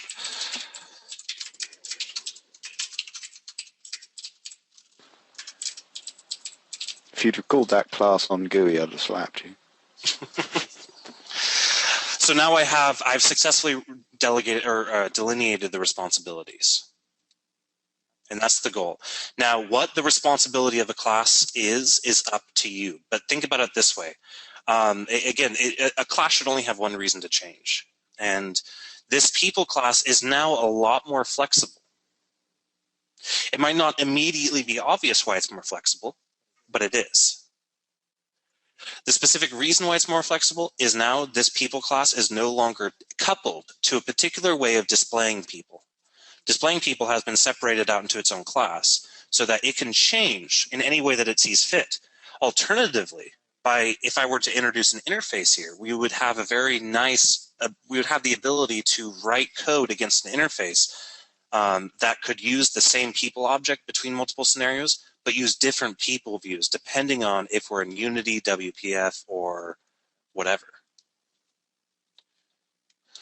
So if I were to use this here, instead of, I would go ahead and after I instantiate my people, I would say view equals new people view, and I would pass in my people, my person repository into the people view, and then I would say view.display people. So it is something that will take time to develop a feel for where the responsibilities begin and end. That's not something you can instantly learn, but it is something that you will develop a sense for as long as you keep SRP in mind. And that's the goal of what I'm trying to express here, is to keep SRP in mind. To always ask yourself, is what you're doing, does it violate SRP or does it go along with it? And what are the pros and cons to changing code that used to violate SRP into changing code that conforms to SRP? Because again, if those reasons don't seem obvious to you, I encourage you to play around with it, but I don't necessarily encourage everybody to go out and start, if they don't have an intuitive feel for SRP, to go ahead and start breaking every single method out into its own class, because that'll get messy very quickly. However, if you keep it in mind, as you develop, you'll start to notice situations where, wait a sec, if I had broken that method out into another class, then this bit of code would be a lot easier. Is it a bad idea to make my dictionary public? Yes, this is a bad idea. What I would do instead is I would expose a way to list every person, but not a way to edit people.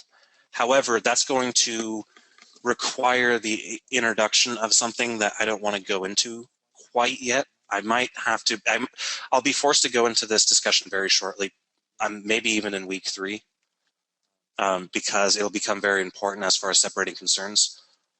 but at the moment, I don't want This to is overload weak. any more people anymore. When you expose a collection, because this is a bad idea, remember, pretend that this collection is not mutable. Pretend that nobody but the people class can edit this collection. And then I'll go over a tool that you can use later that will actually enforce that constraint. The thing is, you've got a private setter on it. Yeah, I do have a private setter, but that doesn't mean that people can't invoke methods on it. So for example, I can now say people.people.add, and that would work. Okay. Can you make methods to clean out the main?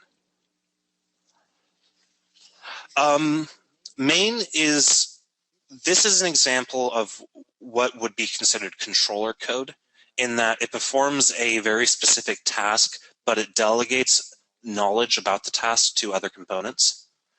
There wouldn't be very many ways I could see off the top of my head to separate things out in a way that would be appropriate, because we already are depending on proper abstractions within main.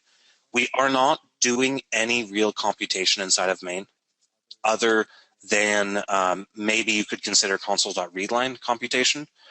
But what we're in effect doing here is, so maybe what I would do is I would create a method on people view called public person, select person. Then I would say display people. Then I would move this code into the view class. And then I would simply return the person that they selected. So return people.getPersonById. by ID. And now this code becomes this.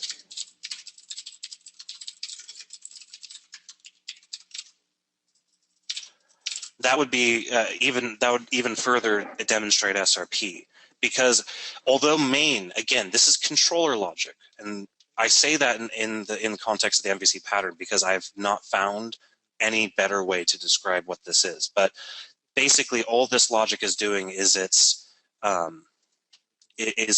orchestrating the relationship between different objects. And also, with this particular case, because like Barry says, a while loop on add person, but in this specific case, it's much more like a unit test that you're doing than an actual. You haven't got like a game loop situation where you're doing things each update or anything like that. It's and actually, if you think about it, if you were to do a while loop on wrapping around an add person, how would you deal with the Nelson, whoa, Blair, hey, and there, and the different numbers? Are you referring to just right here? I mean, yeah. What I would do is, if I was reading this in from a file, I would say something like var people reader equals new people file reader, and then give it a file name like people.list. And then I would say, and then I would also pass in probably do that. Then I would say people reader.read. I'd pass in the people object and then allow it to fill up from that list. Or if I wanted to accept people from user input, I would add a method on my view that says something like public person get person from input or something like that. That would return a new person given what the user typed in.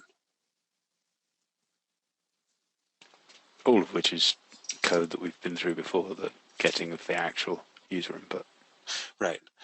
So this bit of code, in a real production app, this bit of code would go away, and it would be either loading from a file or loading from a network stream, loading from a database, or loading from the user interface. And depending on which thing we're loading from, that's where the real person instantiation would go.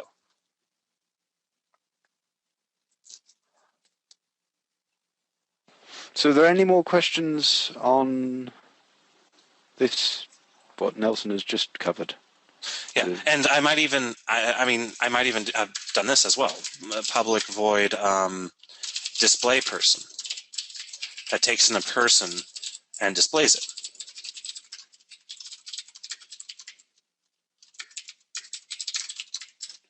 Again, this is all view logic that is going in the view class, because in this case, that is the responsibility of the view class to perform these different user interface operations. And at that point, our main method no longer contains any user interface interaction, with the exception of console.readKey.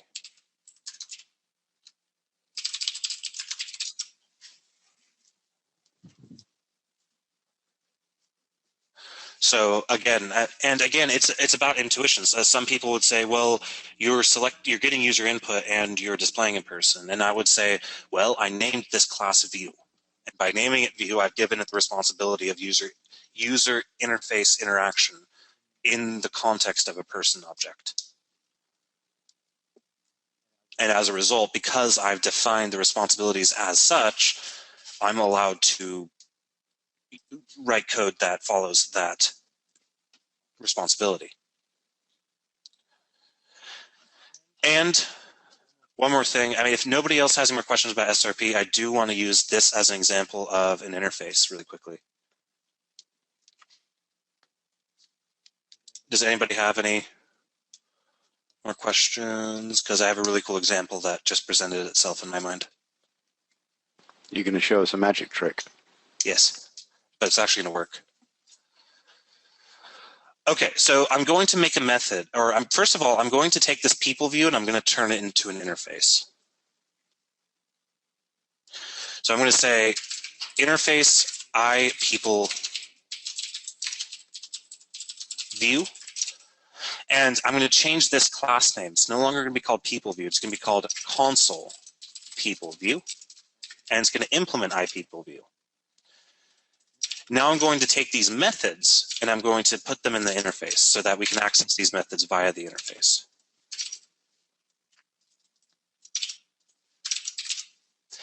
Then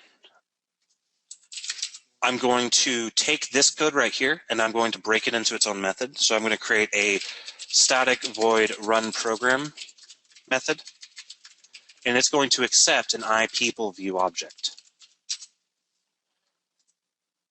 and a people object. So it's going to take a people object and iPeople view object. And then just to complete this example, or the terminology, I'm going to call this model. So that's our model. Here's our view. And the code inside of here is our controller. So then I'm going to take all of this code, cut it, and paste it into this run program method. And I'm no longer going to instantiate people or view.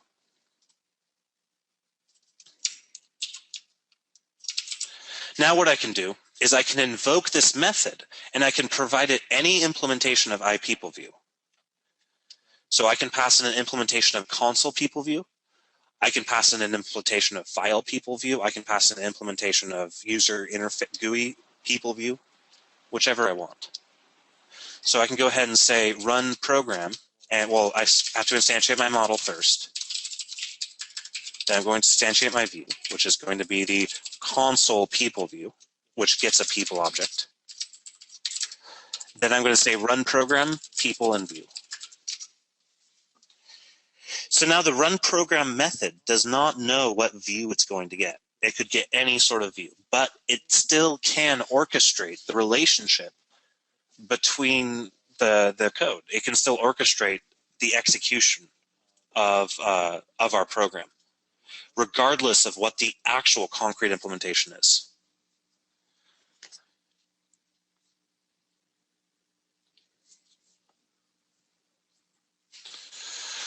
Where do you stop? Show us a... Oh, Karen. We did get one question. Where are you going to stop with the SRP? Is there a risk of overusing it, making us focusing on small things which shouldn't be too tedious? That's part of the intuition. You're going to, once learning about SRP, you are going to do one of two things. You are going to create too broad of classes, or you're going to create too specific of classes. And it takes time to be able to identify where, it takes time to identify where to stop with SRP, depending on your situation. It is a great principle that you should try to follow, at least always follow it on a general sense. And you should often look at a class and ask yourself, does this class follow SRP? And that will give you an indication of, well, will I run into problems with this class? And then you have a sort of like a checklist of things. Like if it doesn't follow SRP, then you know that there might be problems with your class, and now you can sit down and think about, okay, what are the potential problems with this class? Where will it be inflexible? What circumstances will cause it to break because I have it working on two different things?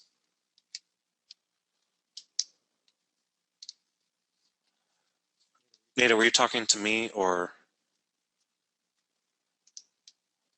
which part did I lose? 2 seconds? In or before I stopped?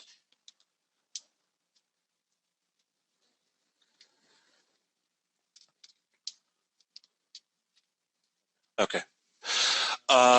Would you say it's you, excuse me? Obviously, not everything in a program can be SRP, because you're always going to have something that's responsibility is making the program work. Yes, but presumably you would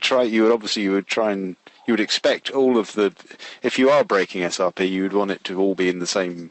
You wouldn't want to be breaking SRP more than once.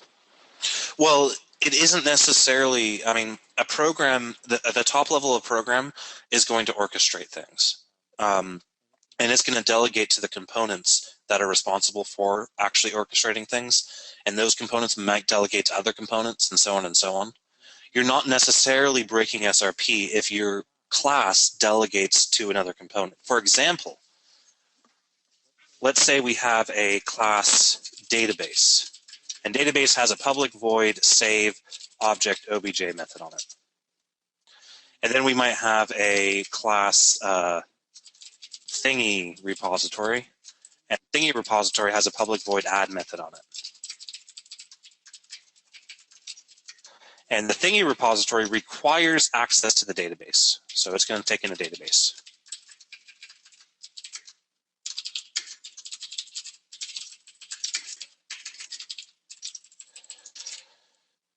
And it's going to save our thingy.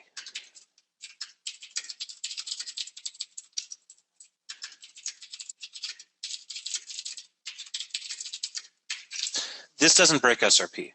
Now, you could argue that it does. You could say, well, wait a sec. This add method, at the end of the day, what it's going to do is it's going to take in an object. It's going to spool up a connection to a database. It's going to interact with the database at a binary level, and then it's going to execute it's going to generate SQL to send to the database, and it's going to send that SQL to the database, then it's going to verify it, and you can even go further than that.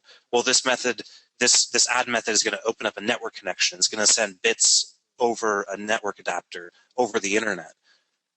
But this code still doesn't break SRP because we're delegating all of that stuff to another component. And we're saying, you take care of that. You take care of connecting to the database. And chances are a database class like this, which is a terrible name for a class, but should serve my point, wouldn't even know about TCP or UDP. This class would just delegate to an ADO.NET adapter, or it might delegate to another library like nhibernate, and then nhibernate would delegate to an ADO.NET adapter. And then the ADO.NET adapter will delegate to a network stream. And the network stream will delegate to your network adapter. And your network adapter will send information passing through your router over the internet to another computer, which will get then reconstructed on the other end. And although all of that stuff is happening right here on line 98, it still is not, those things are not the responsibility of the add method. The responsibility of the add method is to persist a thingy. And it can choose to delegate to another component to actually perform the persistence. Yeah, it's a manager. It's a guy saying, this needs to be done. Go and do it. Right. So generally, when you have classes like this that just orchestrate communication, like you could say this run program method breaks SRP because it adds things to the model, it selects a person from the user interface, then it displays them. Well, funnily enough, that's what makes it. That's why I said earlier it's much more like this. This particular example is much more like a unit test. That what is now the run program method, because you're you're kind of simulating user input with it, because you're adding specifics where normally you wouldn't know what those specifics were going to be. Right, but in the case where I was not adding specifics, I might say view dot, or I would say model dot add person view dot get person from input or something like that. Yeah. And again, though, this code is orchestration code, and it's allowed. Every bit of code is allowed to delegate to somebody else. So this method doesn't break SRP, although its name sucks. Can you put this version in gist? Sure.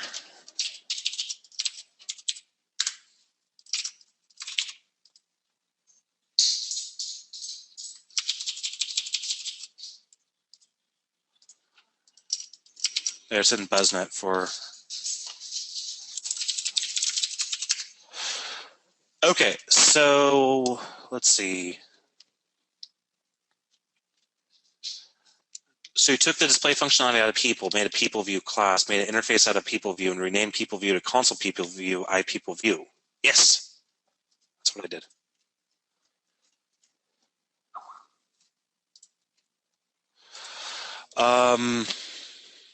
So that we can redefine people view to whatever we want, like writing to a file.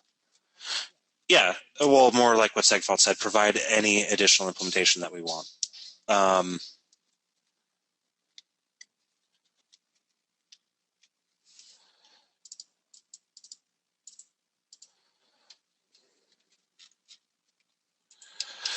Okay.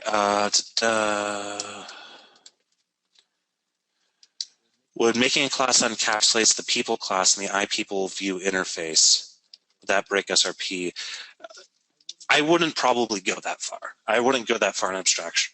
The people class for this particular scenario, the people class and the iPeople view, even if I was writing this as a production program, this is the level of abstraction that I would stop at, because I wouldn't find it useful to add any additional levels.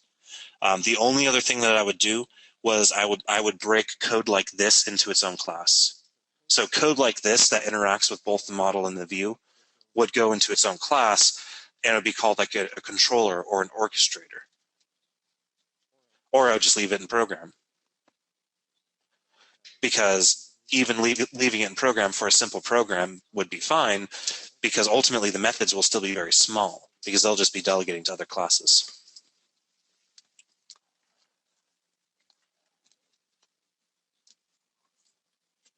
I think there's probably getting to the point where any further sort of explanations are probably clouding the issue more than clarifying. But does everybody understand why this code works? And does everybody understand why this code is appropriate to the problem that I'm solving and how it applies to SRP? I just want to make sure that people are good. And like Segfault said, you can abstract everything to death, and you really can.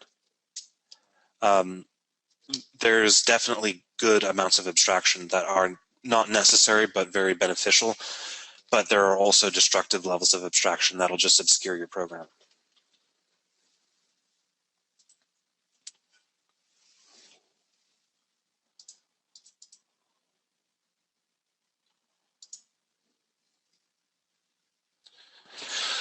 Okay, so let's talk about loading and saving from a binary file. This is going to be fun. I'm not going to delete this. I'm just going to open up a new Visual Studio instance.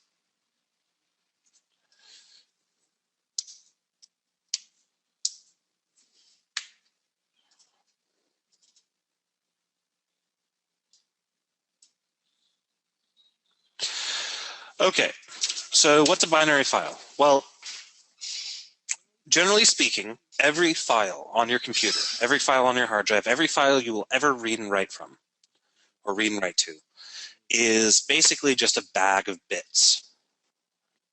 Well, a sequence of bits, more specifically. And that's all it is. It's just data.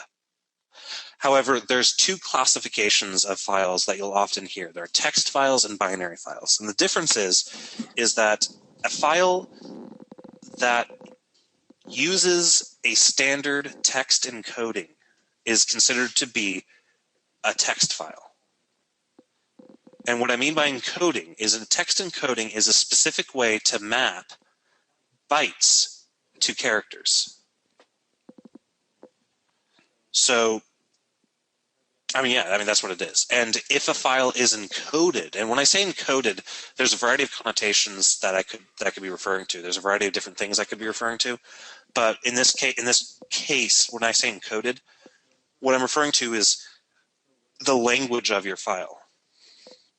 You can essentially, actually, ironically, think of it as like a dictionary of int to character, really. It tells. Yeah, well, except for that dictionary is known by everybody. Yeah, but it's a way to look up 49 and find out that it means 1. Right. Okay, so and then so all text encoding makes a file a text file. It's basically how simple it is. If it's anything other than text encoding, if it's in some sort of format that is not any of the standard text encodings, it is considered to be a binary file. So when I say that we're going to be working with binary files, I mean we are going to literally be writing specific bytes to a file stream that we cannot represent in a text editor because they're just going to be bytes. No, Wolf Nightly. It's not scary. It's exciting. So let's have a program where we can save and load our name from a file. This can be really simple. Maybe. Intro, infinite loop, a console write line, save, I guess, and then load. So would something like a .ini that's kind of in plain text, would that still be regarded as a binary, or? Nope. And any file would be a text file. Right. The extensions are relevant as far as the format. Examples of binary files will be MP3s, EXEs, DLLs, PSDs, even Word documents. Actually, not all Word documents. .docs are binary files, but if I'm not mistaken, .x files are actually XML files, which are in plain text. So XML are text files? Yes, everything in XML is a text file. Anything you can open up in Notepad and see properly rendered text. Anything that doesn't give you wingdings? Yeah, pretty much. So a zip file, that's going to be a binary file.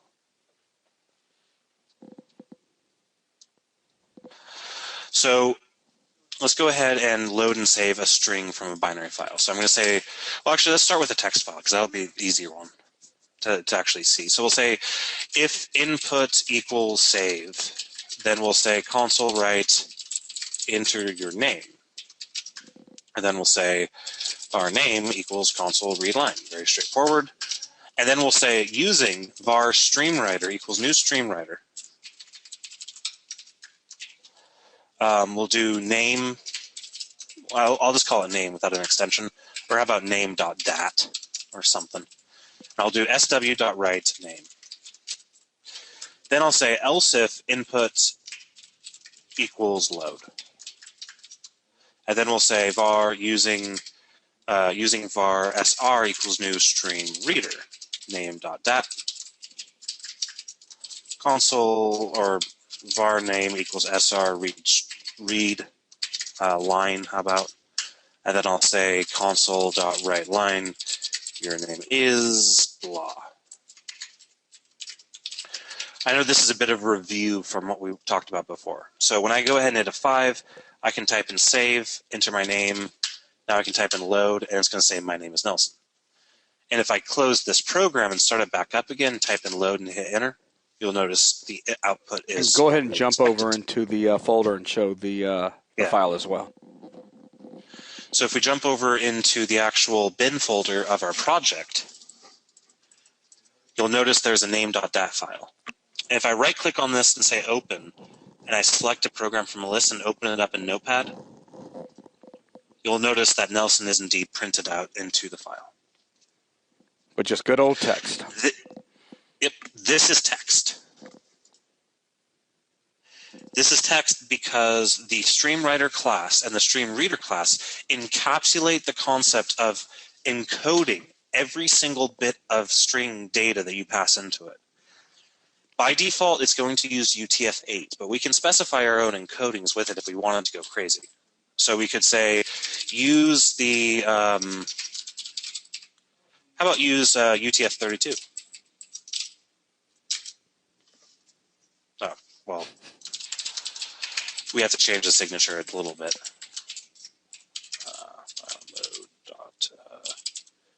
Mode.create. Okay, so I'm saying var w equals this. I'm using a different encoding now. And something interesting is going to happen here. Notice the file size of this. The file size of this is 6 bytes. Okay? Anyone guess what it's going to be for the new encoding? Yeah, if you want to guess how much, that'd be cool. So that file, that's 6-byte file, and now I just deleted it. Remember, I switched the encoding from UTF-8 to UTF-32. Now when I run, I get a build error because I didn't have that right. So now when I run, I hit save, and I type in Nelson and enter. I can still type in load and get Nelson again. But if we jump back, the encoding of this file is going to be different. You'll notice it's now 28 bytes. So if I open it up in Notepad, Notepad also happens to understand UTF-32, or at least I really hope it does. I've never tried it before. So this is an adventure for everybody. It does. You went on the whole journey in that sentence. He did. Notepad is it absolutely works. I've never tried it. Notepad doesn't understand UTF-32, and as a result, it's interpreting it as UTF-8. In fact, I don't even know if Notepad supports Unicode. Notepad++ will, won't it, though? WordPad should. Oh, WordPad doesn't either. Fail number 2. Now go ahead and open it up in one of your other better editors. I don't know. Well, let's try Visual Studio. There we go. Well, Visual Studio understands. Not on this virtual machine. yeah, I know. I know. So now I open up in Visual Studio, and you'll notice that Visual Studio correctly identified this as UTF-32. But just to get back to the file size again, why is it that big? Because instead of 8 bytes per character, now it's 32 bytes per character. 8 bytes, wow. 8 bits per character is now 32 bits per character. Didn't you say it's 28? Well, in addition, there's also some additional information that's sent into the file to identify it as a particular encoding. And that's the extra 4 bytes. And NATO needs just a second looking at the code. So I just really wanted to this isn't a lesson about text encoding. This is just something for fun I wanted to throw at everyone. Do you just want to mention that very, very briefly, that middle parameter that you have to add in if you're going to do it that way? Oh, right. The overload that accepts the different encoding for the StreamWriter requires that you pass in a stream object instead of a string name or path. And so to pass in a stream object to a file, the simplest way to do it is the file.open method. And when you invoke file.open, you give it a path to the file, and then you are forced to give it a file mode. And the file mode is going to do different things depending on if it already exists, basically. So if you used open there instead of open or create, and the file wasn't already extant, would it throw an exception or handle it gracefully? Yeah, if it's not there, it'll throw a file not found exception.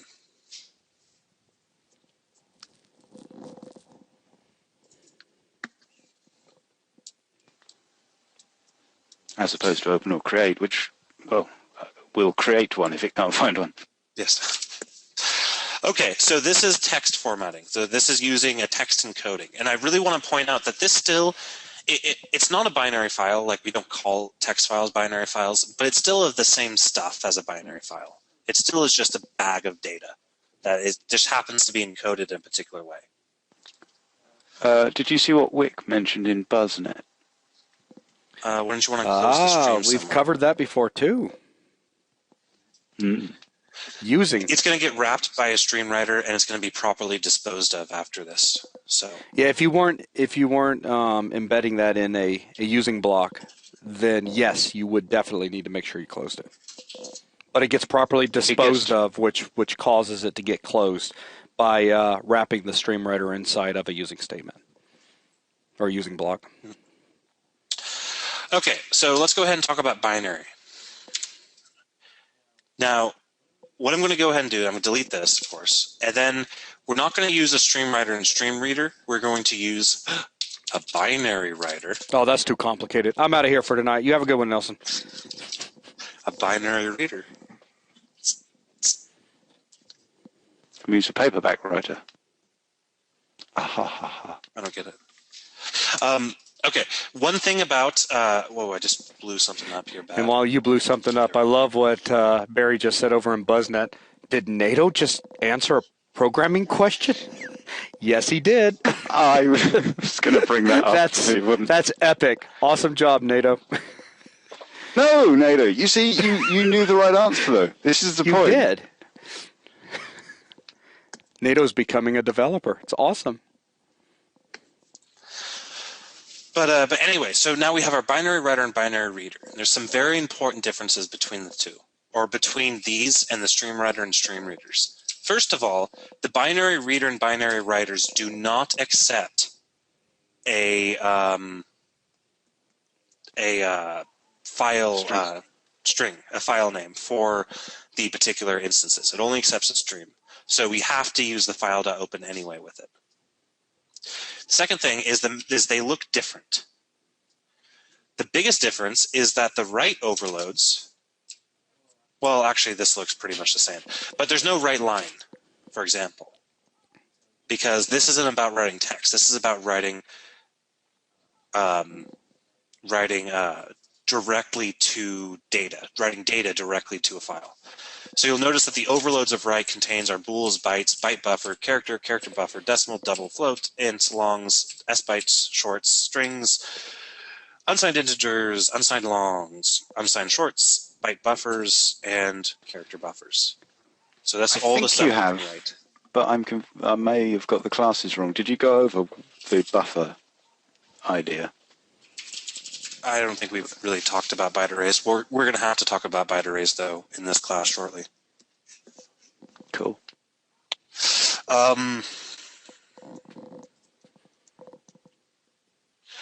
Okay.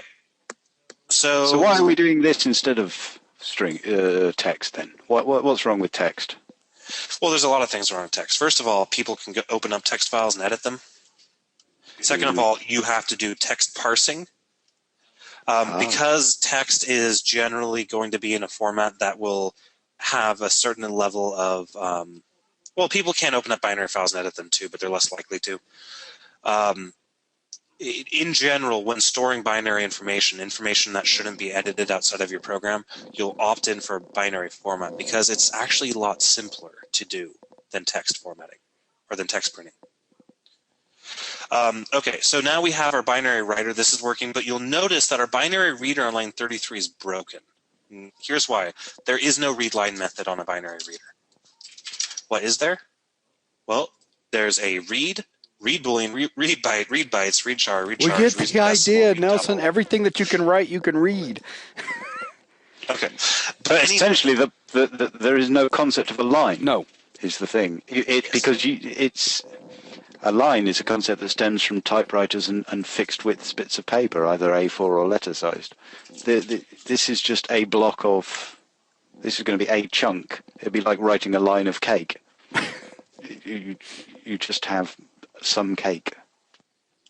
I know. Why'd you have to say that? Now I'm hungry. Thanks a lot. Yeah. But anyway, so here's the difference. Here's the problem about binary readers and writers. They like Gavin just said, there are no delineators, meaning you have to know exactly how many bytes that you need to grab from a stream, from a binary stream, in order to read in that information in full. So that's why there's an overload for each one of the built-in types. So for example, if we say name equals read string,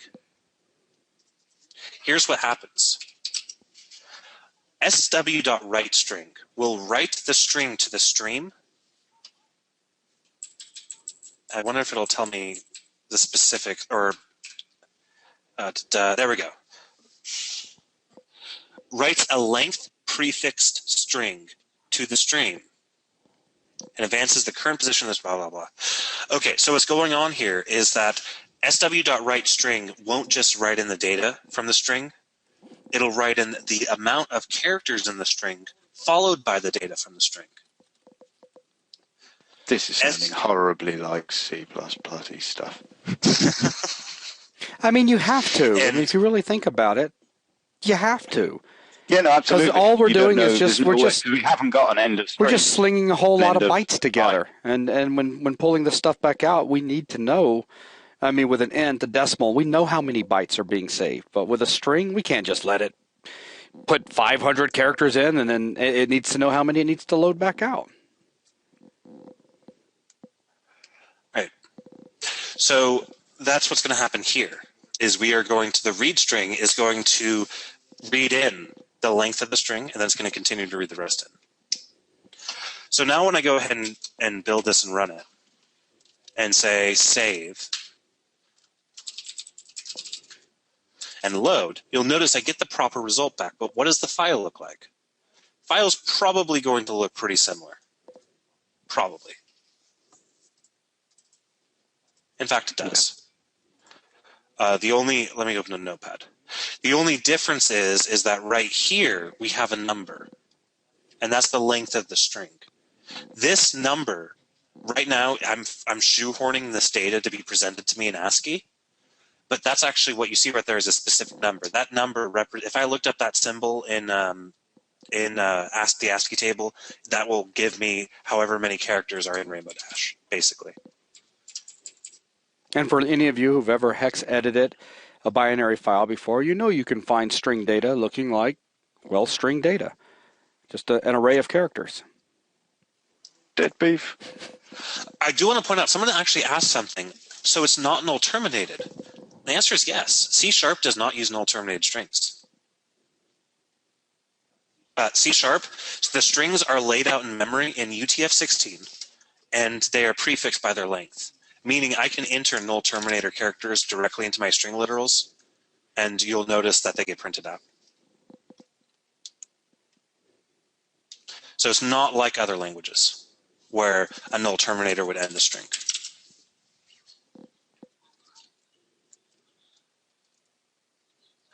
So what type of number is being used? It's only taking up one character in Notepad, which would be 1 byte. I'm assuming that it's going to be 1 byte, just based off the fact that it's presenting itself in Notepad with a single byte, which does lend itself to an interesting thing. Well, logically, that must be ASCII symbol 12.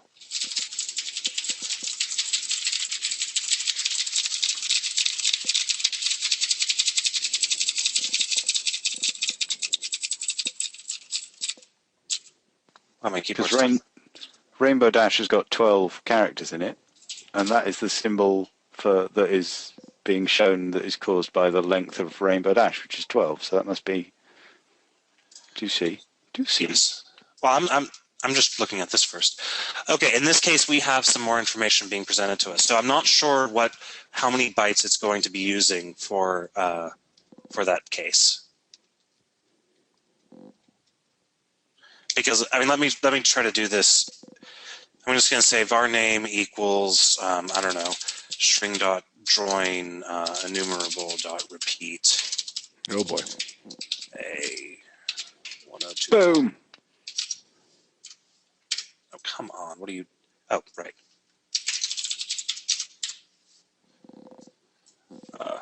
Save.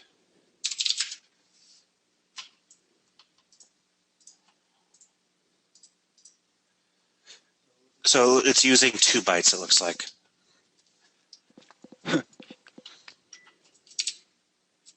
Anyway, that's not the point. The point is that this is binary data.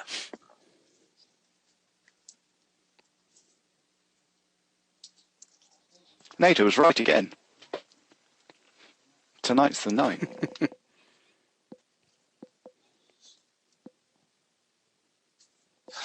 Okay, so how is everybody feeling so far? So did you say, well, this is better? Well, the biggest reason why this is better is because it's faster and takes up less space, first of all. But it's also actually better because it's easier to parse and easier to reason about, as we'll see very shortly here.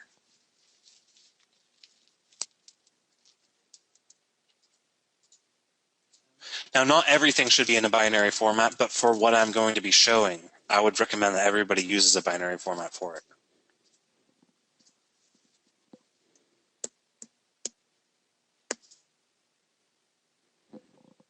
Okay, well, if anyone can think of any questions, feel free to throw them in the questions panel. Nelson, let's go ahead and continue. Okay.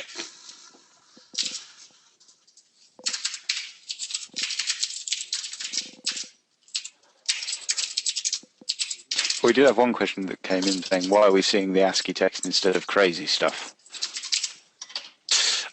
Because that's how the string is actually going to be encoded. That string data was encoded into ASCII. When you when you save string data, you're saving it. You have to encode it into something, which means that Notepad's going to pick up on that encoding and know how to present it to you. Like, for example, if I open up this executable, this .exe in Notepad,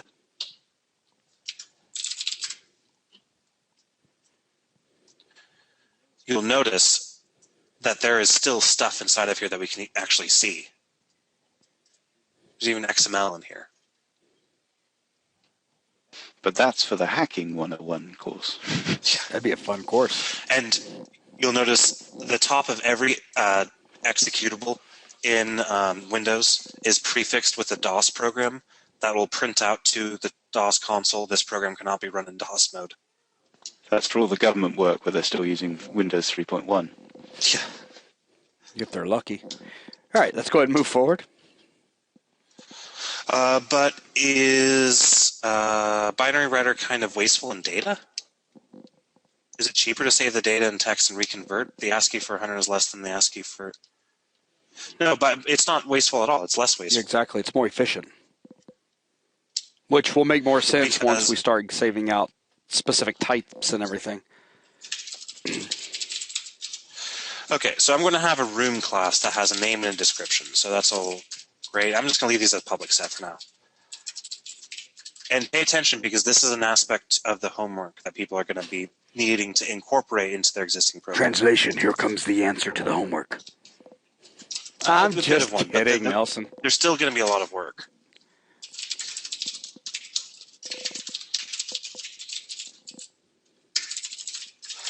Now, for the purposes, this is what I was referring to when we are going to be breaking SRP for the sake of the design patterns required to make this not be broken would be out of scope and be more confusing. So I am going to, for now, our game objects are going to be capable of loading and saving themselves because that's going to be the simplest way to get the most out of what we're doing. So now we have a room, and then we're going to have a game. And the game is going to have a list of rooms, which is currently just going to be a public list of rooms.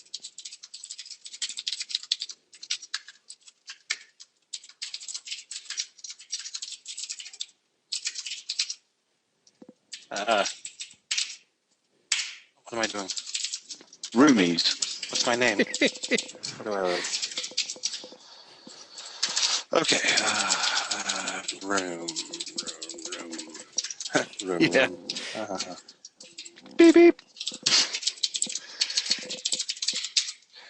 Okay, here's our game, everyone. Class is over. So I'm going to go ahead and add some. I'm going to go ahead and add some rooms. Yeah, this is our text RPG game that we're going to make in its entirety. Well, all that needs to go in there is game.run. Yeah. You could just put, console, he says, console.writeline, you type. win. Console.writeline, game over. Best game ever. Well, I was just thinking that var room 1, blah-de-blah-de-blah, should all be in the constructor for... It can't be, and we'll see why later. Again, I'm sacrificing a lot in ways of design to lead people into this next aspect of coding, just for now, so that everyone's not being bogged down. No, that's cool. I'm glad to know that just glad to know that I'm not looking at it wrong.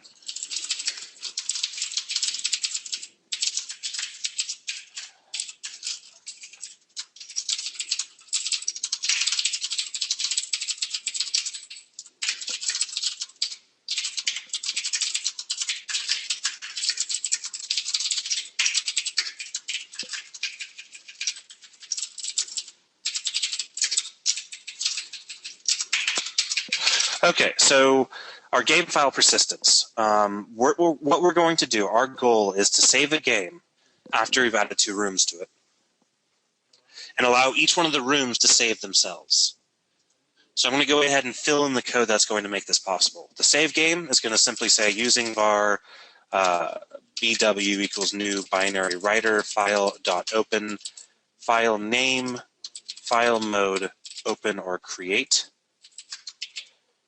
Same sort of stuff that we've done before.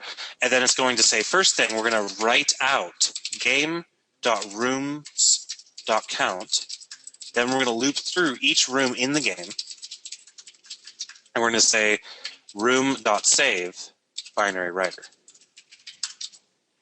For load game, we're going to say using var br equals new binary reader, file open, file name, file mode, open. I'm not going to use open or create because I want a file not found exception to be thrown if it doesn't exist. And then I'm going to say var room count equals br.readInt 32, very important.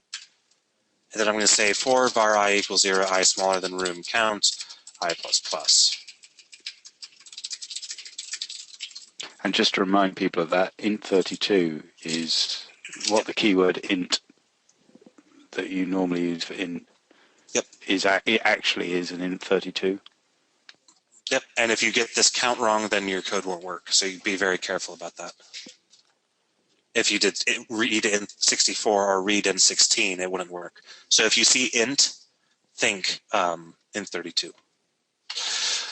Okay, so then I'm going to say var room equals new room, room.name equals, or sorry, what am I doing? I would say room.load, br, and then finally game add room.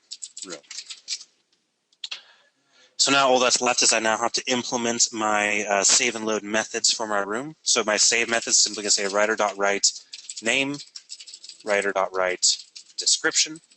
Load is simply going to say name equals reader.read string, description equals reader read string.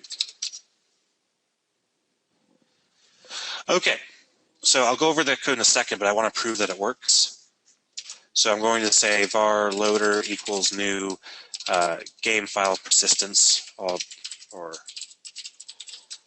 then I'm going to say persistence.savegame, game1.game, game, and I'm going to say var loaded game equals persistence.loadGame, game1.game, and then for each var room in loaded game.rooms, console, right line, room name, and console read key, and now if I hit the run button, we get 2 rooms. And most importantly, if I jump into the file, we'll have a game1.game that is right now 56 bytes long, and if I right-click on it, hit open, and open it up in Notepad, you'll see that we have garbage, but we also have our text there presented as well.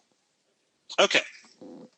So what this code is doing is we defined a room class. The room class has some data on it, a name and a description, and it also has 2 methods on it, save and load.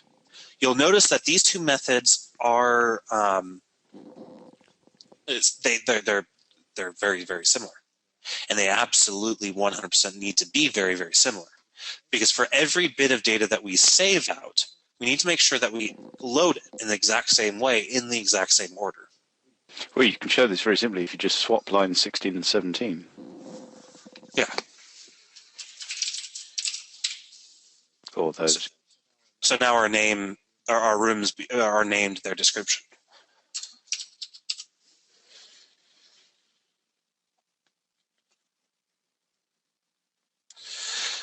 Okay, so then we have a game class, which has a list of rooms. And this is a class that we're going to actually be using inside of the game we're writing. And it has a list of rooms and has a method called addRoom. So currently our game is just a list of room objects. Then we have a game file persistence class that loads and saves games. Our save game method takes in a file name and a game. Our load method takes in a file name and returns a game. Both of them are very similar. You'll notice that they both do the same things, but in reverse. So the save game method opens up a binary writer to our file that we specified, writes however many rooms are in the game, loops over all of the rooms, and invokes the save method on each one. The load game method does the same thing, but backwards. It instantiates a new game, it opens up the file, it gets the room count, it enters a for loop for ever how many items are in the room count. It instantiates a new room. It loads it from the binary reader, and then it adds it to the game, and then it returns the game. Our program is straightforward as well. We instantiate a game, then we instantiate two rooms and set their properties. Then we add them to the game. Then we instantiate our game file persistence object. We save the game to game1.game file, and then we load it back, and we present the user with all the rooms.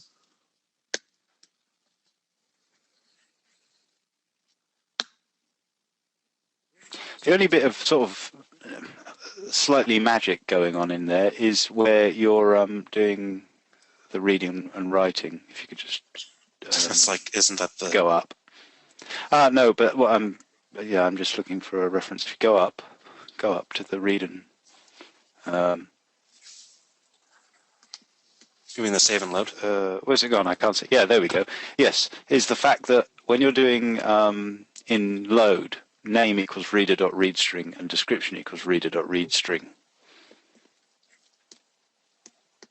The fact that the strings length, you've got to remember that the strings have got a length indicator built into them.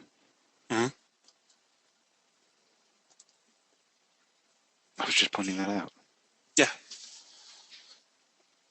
Because otherwise you look at it and you go, well, it's reading a string. Where's it stop? Why does it stop reading the string?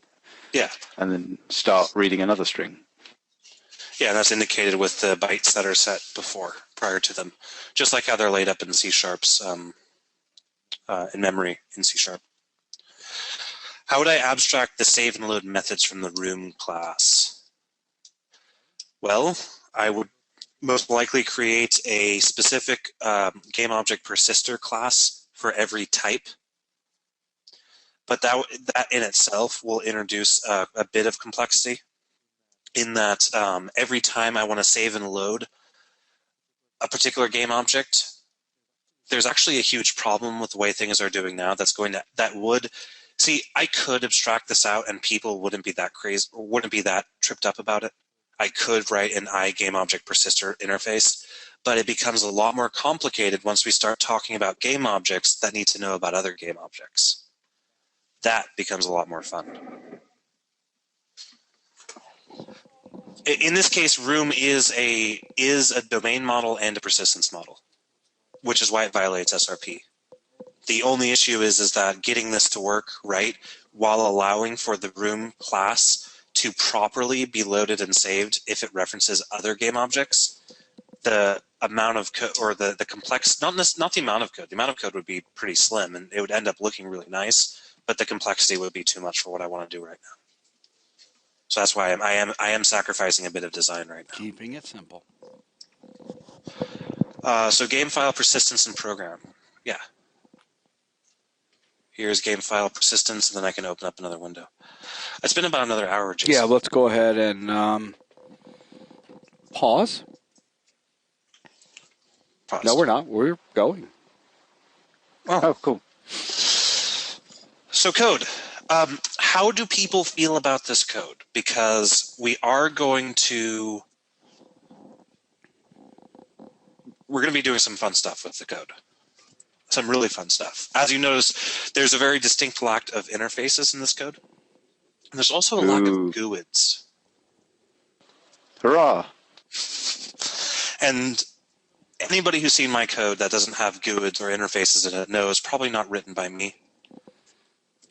So, and although that statement is contradictory, you know what I'm trying to express. What is a GUID, Nelson? Well, I'm going to lead into that with the problem that we have with this code. But first, I want to make sure that people know. Somebody did ask me a good question. They asked me, why doesn't my room class have a constructor that takes the name and description? It's a good question. The answer to that question is because we have to load the room. We have to invoke the load method. So we're not going to necessarily have the name or description on hand yet. Yes, because otherwise you'd be doing room.load, room.load, room.load, room.load, room.load. Okay, so are there any more questions about this code? Because we are going to be basing the next bit of awesomeness off of what I have written here.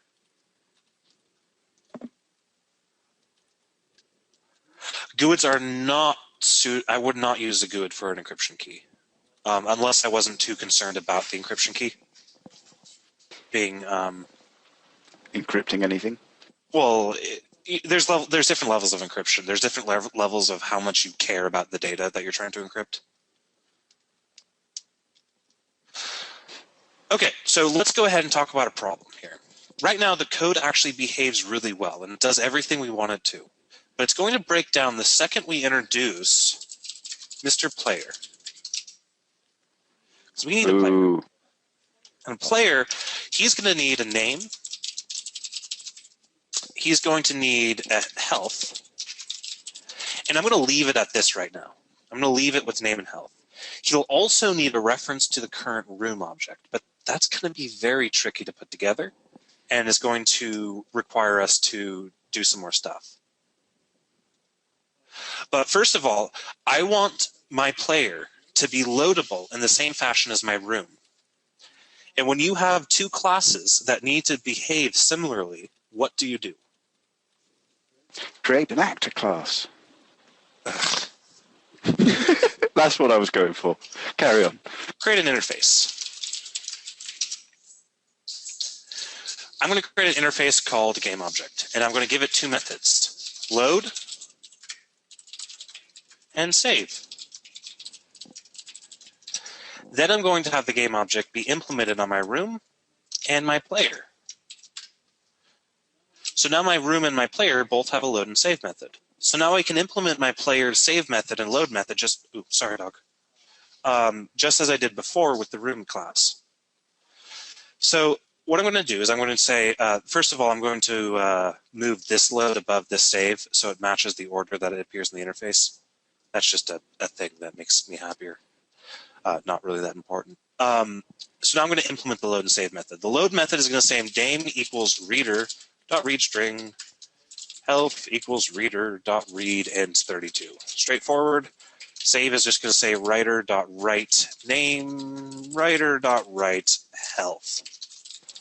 And I really don't want to set you off on a long digression here, but when you say it's not that important that they're in the same order, really, they should be. Unless you've got some good reason not to put them in the same order, put them in the same order. Because people will look at your interface and expect to see your classes and especially have the same things in the same order. And when you have like 10 million implementations of the interface, having them in the same order will increase the readability significantly. But it's not going to break the code, is what I was saying.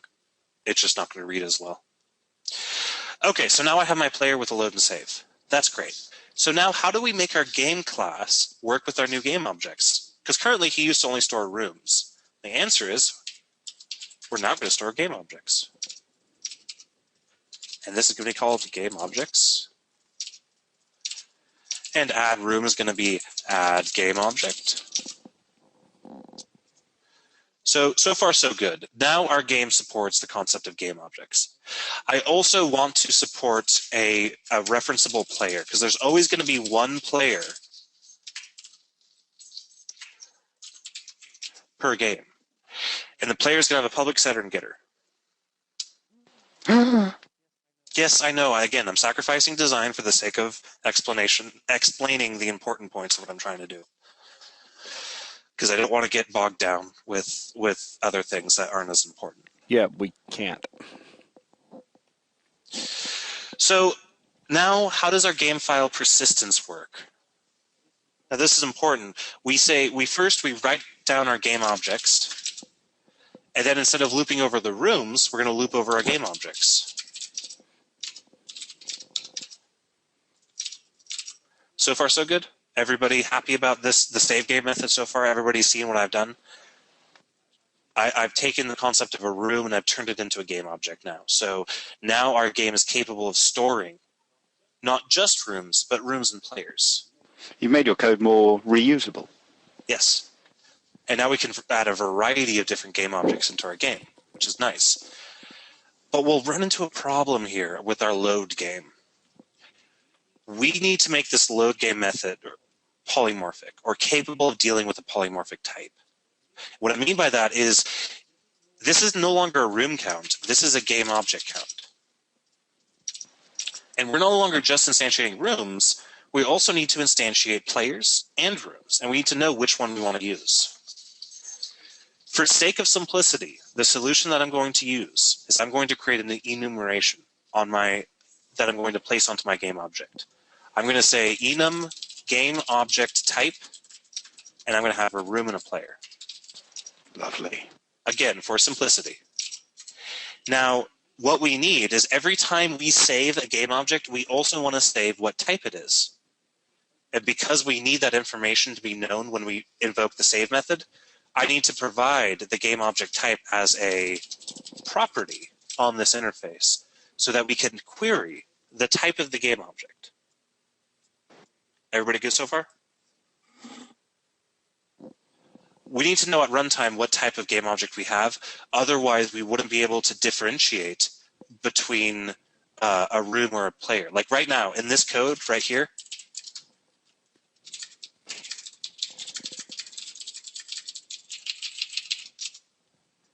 he needs to be able to answer this question. Because otherwise you're going to walk into a room and find that you're inside a player, which is messy at the very least. That's not going to work quite right. So as a result, my game object now has a game object type that I can get at runtime. And I'm going to use that to save the game object type along with the data from the game object. So what I need to do now is provide an implementation of this interface member on each one of my classes. So I'm going to say public game object type get, and it's simply going to be return game object type dot room. Very straightforward. It's not going to change per instance. It's just going to return the same thing every time. And Barry did ask a very good question in the webinar. Couldn't we use as room? Not during loading. During loading, we need to know if the bytes that we are positioned at are a player or a room. See, let's say we have, 10, 10, 10, 10, 10, 10, 10, 10, 10, 10, 10. Oh, there's 4 in there. This is what we're looking at right now. We don't know if this data is supposed to be stuffed in a player object or a room object. We need a way to differentiate that. So what I did is I added an enumeration property to each one of our game objects. And then what I'm going to do is I'm going to, right before saving out the game object, I'm going to say bw.write. I'm going to cast our enumeration. Oh, come on. I'm going to cast our enumeration to an integer and store it in a 4-byte wide format in our file immediately before the bytes that correspond to our object. So now we can identify which one of the objects we're looking at when we're loading. Because remember, the items in an enum, you can't change them once they're compiled, so they're always going to be in the same order. Right. And you can just reference that with an index. And again, anybody who knows me would be saying, Nelson, you're converting an enumeration into an integer. What are you doing? And the answer is, again, keeping things simple. Right. because the method of serialization that I would come up with would be infinitely more robust, but wouldn't be something that I would put even in a 102 or a 103 or a 104 class. I'm just on tenterhooks to see if you're going to use a switch now to go with it. Oh, God. How did you know? Well, it's an enum. Yeah. When I reach for an enum. So I'm going to say type equals game object type br.readInt32. So I'm going to cast the int32 back into a game object type. Then I'm going to alias out, I'm going to create an iGame object obj variable that I'm going to use temporarily. I'm going to say switch type case room obj equals new room break. Case player obj equals new player break.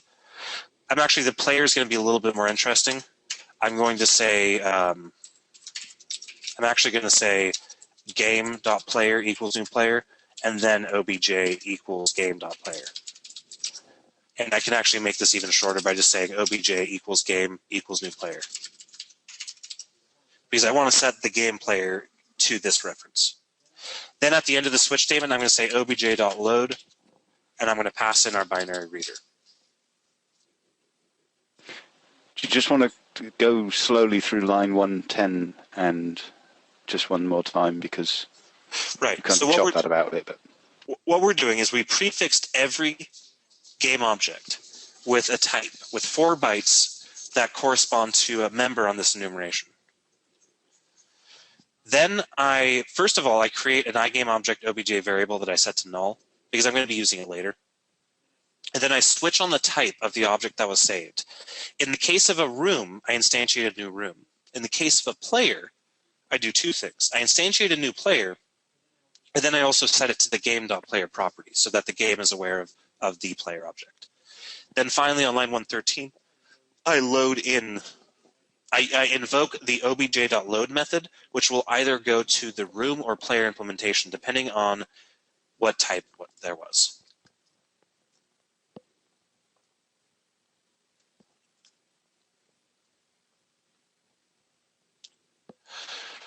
So at this point, we can now go ahead, instead of add room, we have add game object. And what I'm going to do is I'm going to add a game to it, so add a player. So I'm going to say var room1 equals room, var room2 equals room, var player equals new player. Player.name equals Nelson. Player.health equals 100. Then I'm going to say game.player equals player, and then game.addGameObject player. So we're instantiating a new game object, we're setting properties, and we're adding it to our game.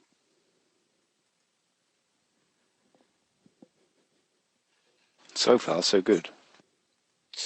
We instantiate our persistence object, we save the game, we load the game, then I'm going to loop over each one of the game objects, and I'm going to say var room equals go as room. If room is not equal null, then print out the room. Var player equals go as player. If player does not equal null, console write line player. Player.name. And of course, this fails because I already have a variable called player up there. So I'm just going to call this Player 1. the player. That's a terrible name. Still. Good film. So now when I run this program, you'll notice that I'm going to get absolutely nothing back because our code isn't working. And let's go ahead and find out why. It's a good idea. I just love that when your tone of voice suddenly hits a wall like that. When you go, and we find, oh. So what I'm going to do is I'm going to set a breakpoint into our persistence load game, and I'm going to jump into it. And we instantiate a new game. Oh, you know what? I never added these game objects to the game object I never said game.add game object obj. Now when I run this, we get player Nelson, room 1, room 2. So we've successfully persisted an entire game, and we've loaded it back in.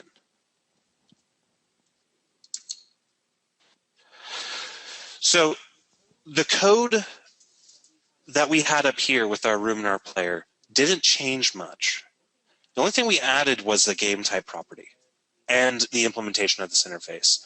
Other than that, these two classes are pretty much how they were in the original example. They just load and save data. The game class, almost exactly how it was before. The difference is we added a player property because we want to keep track of the player object as we're running through the game. And instead of having a list of rooms, we now have a list of iGame objects, meaning this list can not only store rooms, but also players, or items, or enemies, or anything else that would be a game object. And then this method, instead of add room, it's simply add game object, and it adds the game object to the list. The most changes happened in our game file persistence class, where when we write our game to a file, we're now including not only how many game objects there are, but before every game object is printed out, we include the type of the game object in the file. So our code, our file format looks like this, something like this. It looks like count of game objects, followed by room or player, followed by game object data, followed by room or player, followed by game object data. So for example, it could be, in our case, our file looks like this. 3, then room, then the string room 1, and then the string room 1 description. Then the next thing is going to be player, followed by Nelson, followed by 100 for my health, and I'll just do 2. So what we have here is our count. What we have here is our type. What we have here is our data. What we have here is our type. And then what we have here is our data. Count is being set on line 90. Every time we save the game, the first thing in the file is how many game objects there are. That's the first thing that gets sent into the file. Then, after we send in how many game objects there are, we enter a loop that just loops continuously, does this. It sends in the type of the game object, then the game object data. The type of the game object, then the game object data.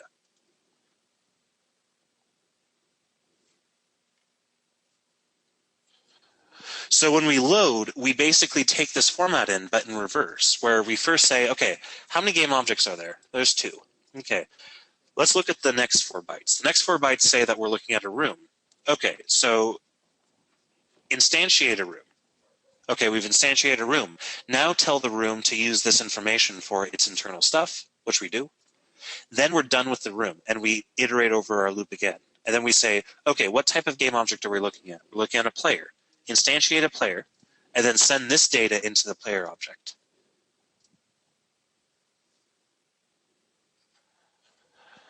The reason we need an interface is this interface is the only contract that is needed to persist any or many different types of game objects within our system.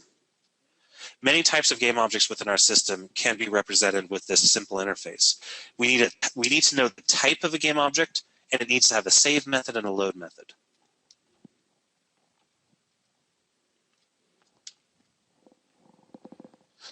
Does the game data have to be structured this way? No, it doesn't. This structure, though, is very flexible. Because the structure is so flexible, if we add another game object type, we need to do 2 things. We need to add a new entry into our enum, and we need to add a new case statement to our switch. But other than that, the rest of the code is just going to work as before. Well, just add an enemy type just to show it. Yeah, if we had if we wanted to add a new type of game object into our game, we could do a enemy type.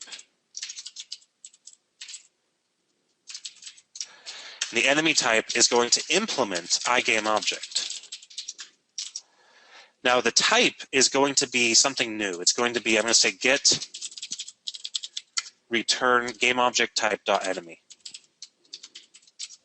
That doesn't exist yet. I'm going to create it in a second. Then he's also going to have a public string name and a public int health properties. The load is going to say name equals reader.readString, health equals reader.readInt32. The save is going to be the opposite of that. It's going to be writer.write name, writer.write health. So once I've created my new class, again, there's two more things I need to do. The first thing I need to do is add a new item into this enumeration so that we can differentiate enemy objects from other kinds of objects. So I'm going to do that up here. I'm going to add a new member to this enum. The second thing I need to do is on our switch statement, we add a new case block for this particular GameObject type. And we'll say obj equals new enemy. So this says if we ran into an enemy, instantiate a new enemy class. At this point, our system is now capable of persisting enemies. Just not spelling. Whatever. So now if I instantiate an enemy, e1 equals new enemy, I can say e1 dot name equals blah, e1 dot health equals 32. Maybe I can instantiate two enemies. And then now that I've instantiated these two enemies, I have to add them to my game. So game.addObject e1, game.addObject e2. So now when I go to save my game, the enemies are now being saved to my file, which is great. The last thing I'm going to need to do, at least as far as this example goes, is I need to print out the enemy once we've loaded the game back in. So I'm going to say var e enemy or whatever equals go as I enemy. Then I'll say if enemy does not equal null, console.writeLine enemy enemy.name. So now when I run my code, you'll notice two enemies are now in our game, and they're being loaded and saved.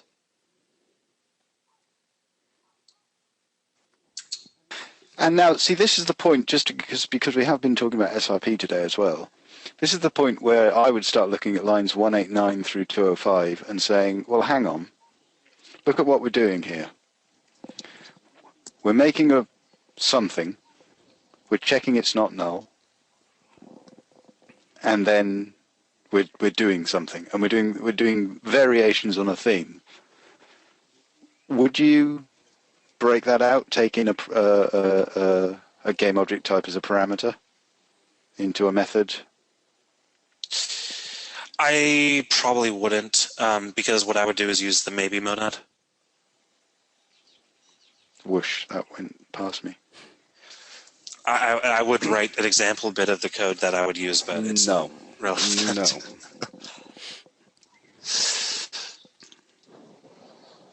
But okay, given what you've taught us, given things that aren't going to involve thousands of lines of explanation, why not break that out into a method? Well, because we would still need to do the casting. Even if I broke it out into a method that took in a game object type, we would still need to cast it. You know what I mean? It wouldn't be a whole lot fewer lines of code, is what I'm saying. It would look very similar to this. Okay. But this code's just sort of auxiliary to the example. Yeah, no, I was just, because like I say, we've been talking about SRP, and I thought those 15, 20 lines of code would turn into 3 lines of code, 3 method calls. Right, and you could do that with, it would be difficult to do that without simple things, because the way the types work, or the types work in that context. Okay, so that interface is seen all across all classes. No, the game object is only being used for our game object classes. So if I go ahead and collapse the definitions, you'll notice we have a few different similar classes. We have our game object type enumeration, our game object interface. Then we have our room class, our player class, and our enemy class. And they all have a load and a save method on them, as well as their appropriate properties. Then inside the game class, we have a player and a list of game objects, and an add game object method. Inside of our game file persistent class, we have a save game and a load game method.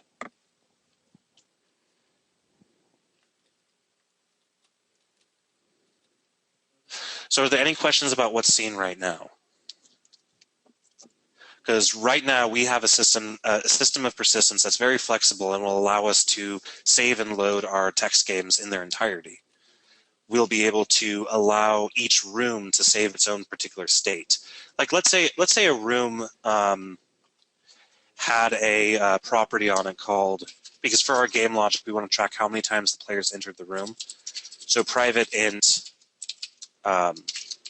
times player entered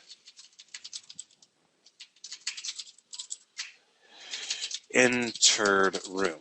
And this gets incremented every time the player enters the room. Now we have a place where we can save that and serialize it and persist it so that our saved games provide us with a lot of functionality that we can expand on. Somebody did just ask, says they find it strange that you can use game objects in classes without the interface syntax. I think I'm not sure what they mean by that. Well, I think they're misunderstanding. You need the implements interface on the class that implements the interface. But you don't need it to interact with that class in another class. Right. So you'll notice that class room is a game object, and so we treat it as just a game object. Notice I did just this to everybody in WesNet.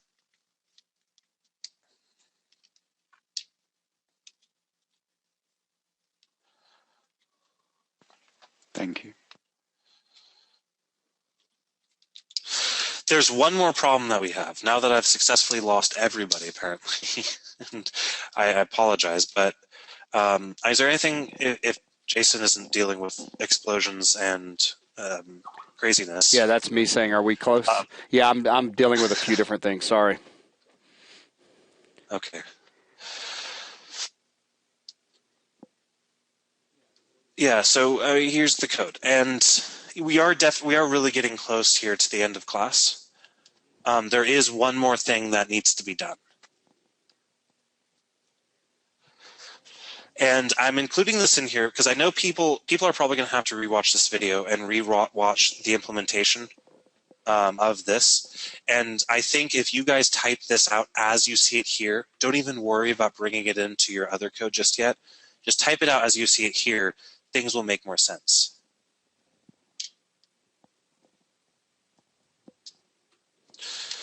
But I do want to introduce a problem. How can we have a property on the player object or class called public room current room? How can we serialize this?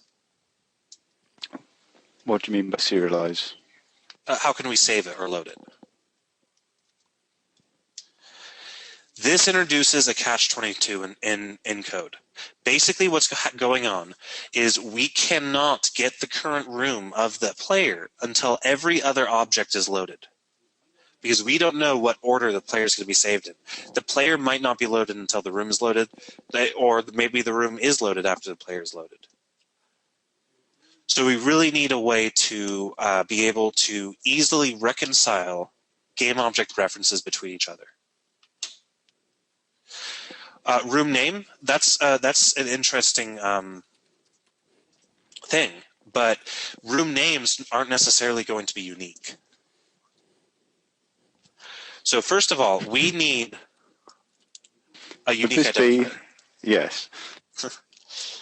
We need all game objects to have a unique identifier. And what I'm going to use as our unique identifier is called a GUID. I'm going to give each one of our game objects a GUID. And a GUID, here's what a GUID looks like. Oh, come on.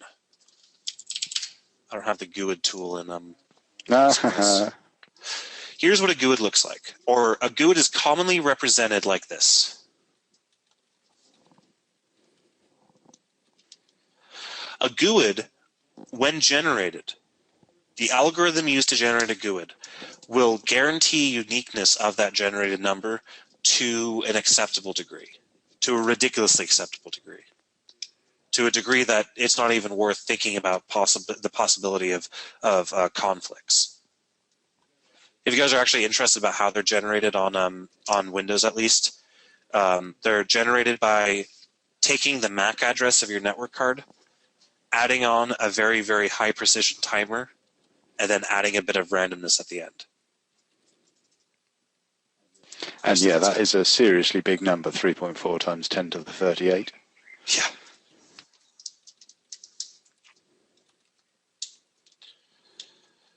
So GUIDs are nice, and they allow us to not have to worry about incrementing a sequential ID. So I'm going to use a GUID for our IDs of game objects. It's not the most performant thing because it is 128 bits, but it is more than acceptable for the use of an RPG game.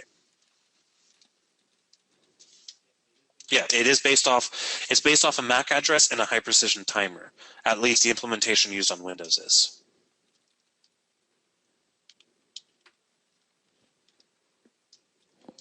And a little bit of randomness at the end. Okay, so the first thing I'm going to do is I'm going to implement our GUID ID property on each one of our game objects.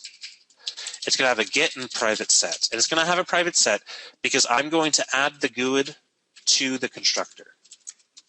Each one of these game objects is going to be instantiated given a GUID ID. And you'll see why I can do this in a moment here. So on my player, I'm also going to give him the property, the ID property, and say public player GUID ID, ID equals ID. Then on the enemy, I'm going to give him a public member right there, and I'm going to say GUID ID, ID equals ID.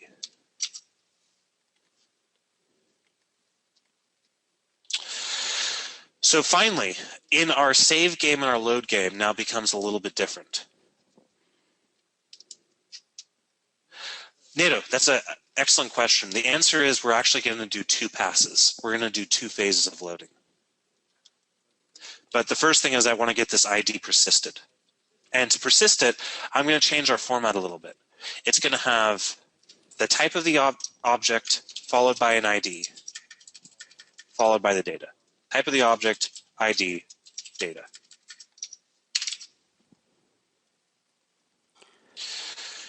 So that means that on our save method, after we save the type, I'm going to say bw.write, and then I'm going to say gameObject.id. Remember I added the ID property to the interface, which means we can access it here. Now I'm going to now there is no overload to the binary serialization write method that takes in a GUID. But fortunately for us, the GUIDs have a method on them called 2-byte array. And what this will do is this will return a 16-element byte array that contains the value of this GUID. So we're going to serialize it as a byte array. And fortunately, the writer does support byte arrays. Now, the way we're going to load it in is we're going to say var ID equals new GUID. Now, the GUID, there's a constructor on the GUID that takes in a byte array, which is very convenient because that means we can now say BR, or binary reader, read bytes 16.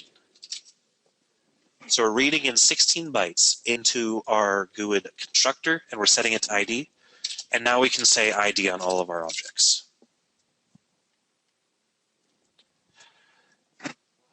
Last thing we need to do is we actually need to assign these each IDs. I'm just going to give them a random GUID. I'm going to say GUID.newGUID. So for each one of our objects, I'm going to instantiate a new GUID.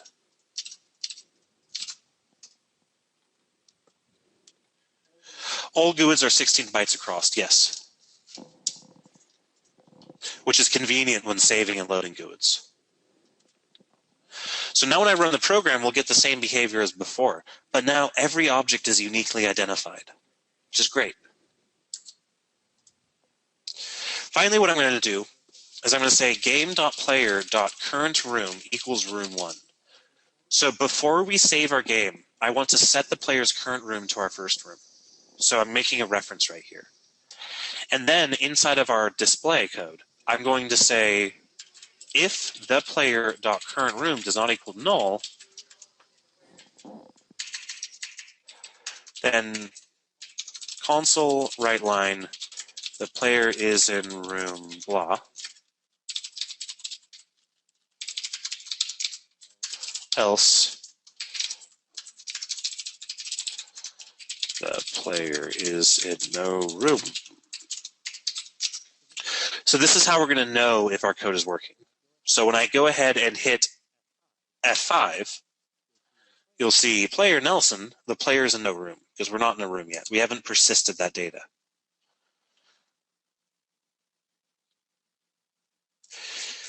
Okay, this is where things get fun. What we can do inside of our player is we can say in our save method, we can say writer.write current room dot ID dot two byte array. So is everybody good with this so far? We're writing out the current room that we're in, the ID of the current room that we're in. And we're going to do the same, the reciprocal operation over here. We're going to say current room ID equals reader, or sorry, new GUID, reader.read bytes. But now we have a problem. We have the ID of the room that we're in, but we don't have any way to get to it. We don't have a list or a dictionary or any other bits of stuff, any other bit of data that will allow us to access a game object. Most importantly, we do not know if the player's load method is going to be invoked by the time the room's load method is going to be invoked.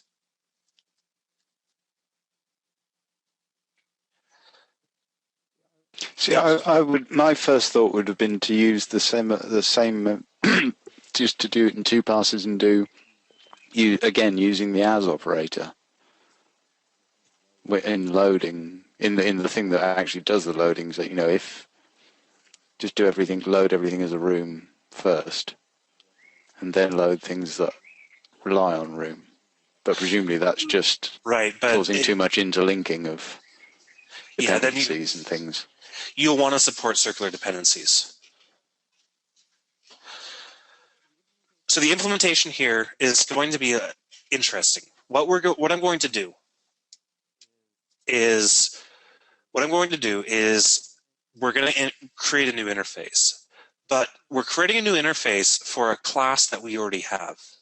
We're going to create an interface iGame that has a method on it called iGameObject getGameObject GUID ID. Then we're going to modify our load method so it takes in a game. So our load is made aware of the game that we're currently taking in. So now our load method has a way to get a game object. So without actually going and implementing this concretely, at least as far as the iGame is concerned, the load methods become very simple. The room load method does not have any references, so there's no reason for us to do anything with the game. But the player does. And what we're going to do is we're going to say current room equals room game.getGameObject current room ID. So far, so good? Mm-hmm. Now, this isn't going to work quite yet. We're going to have to make some modifications to our code.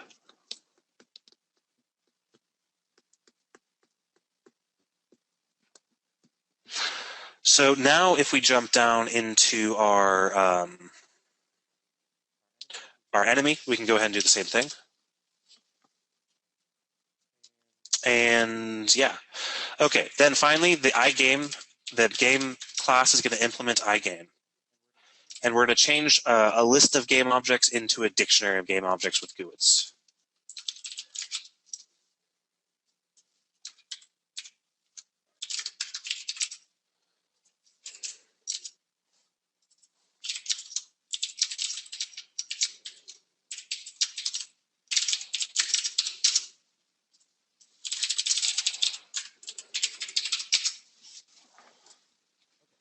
Okay.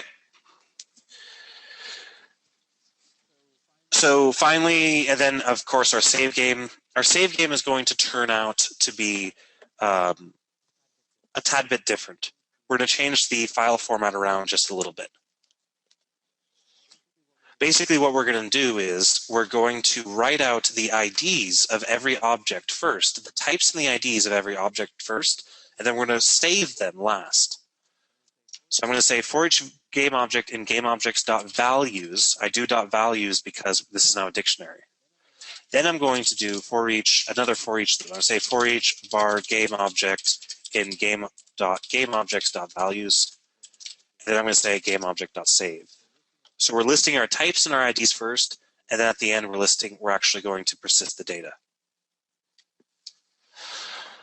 So now our load game method, we do the same thing, where we're going to get the game object count, and then we're going to instantiate all of our game objects and assign them all IDs. Then we're going to do another loop that will actually load them into memory. So the first thing I'm going to go ahead and do is I'm going to keep a list of all the game objects we've loaded. Now this is important. The reason I'm keeping a list here is because the order that I load in the IDs must match up the order that I load in the data. So I'm not going to rely on the game objects game dictionary because dictionaries aren't necessarily ordered. So then instead of obj.load and game.add game, or instead of this, I'm just going to say gameObjects.add obj. So at this point, we've instantiated all of our game objects, but they all have empty data in them at the moment. So what I'm going to do is I'm going to do another pass. I'm going to say for var I equals 0, I smaller than game object count, I plus plus, game objects at I dot load game reader. And I don't even know why I used a for loop.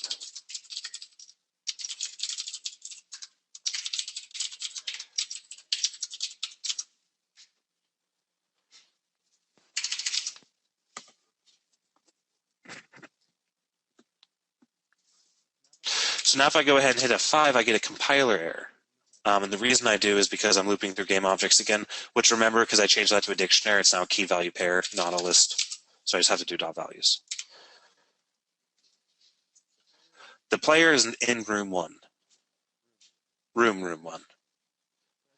So as you see, the serialization did actually work. We were able to reference another object during loading. So if I jump back all the way up into my Could you perhaps put a breakpoint on the load method and step through just to clarify what exactly is happening in what order?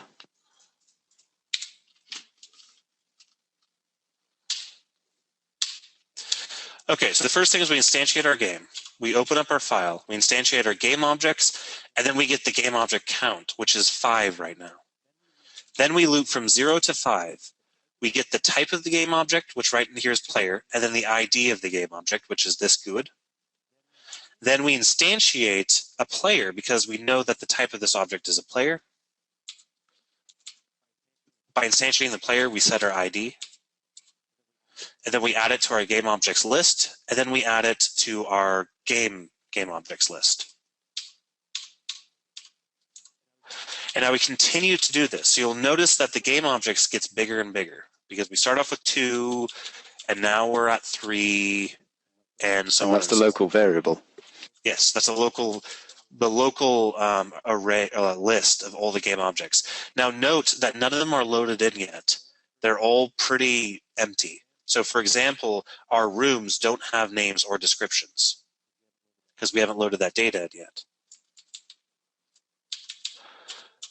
But after we get out of this loop, Then what we do is, now that we have all of our game objects instantiated and we have IDs set for each one of them, we can now loop over all of our game objects and tell them to load themselves in from memory. So you notice that this game object right here is a room. It currently has a name of null. So the room currently has a name of null.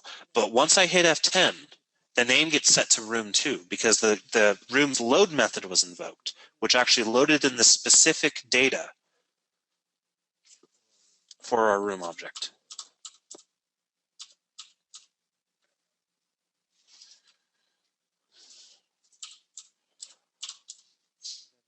And then we return our game, which is now a game that contains a reference to a player and a reference to all of our game objects. And yes, NATO, they have IDs at that point because you've set them there on lines 177. Yep, and I pass in the 8 and IDs 9. to each one of the constructors.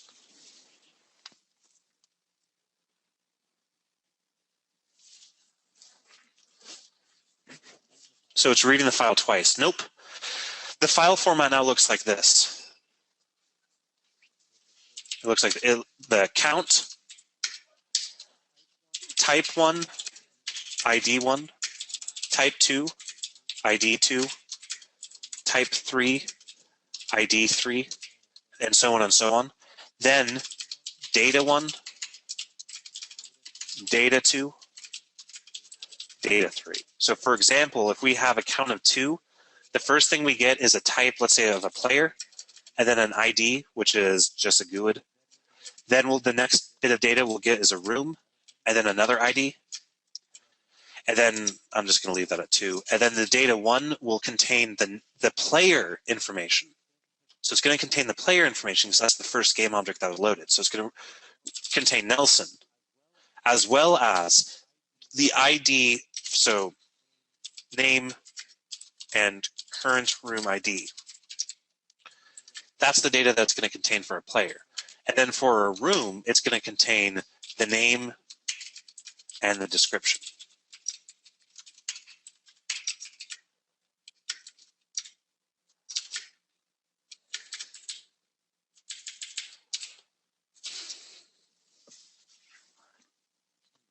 One more closing curly.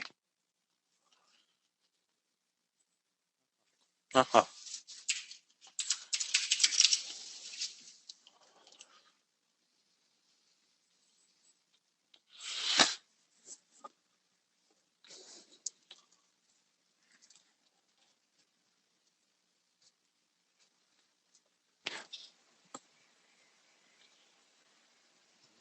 So this isn't still with us. Second fault, there's not many ways that I could introduce a proper persistence model in a way that wouldn't drive me insane unless I could use reflection and generics. So, yeah.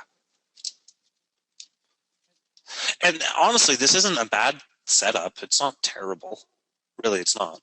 And it does demonstrate some really important things about object-oriented design. Well, it's good to know you're not teaching us something that's terrible. No, it's not terrible. It's not how I do it, but it's not terrible at all, by any means.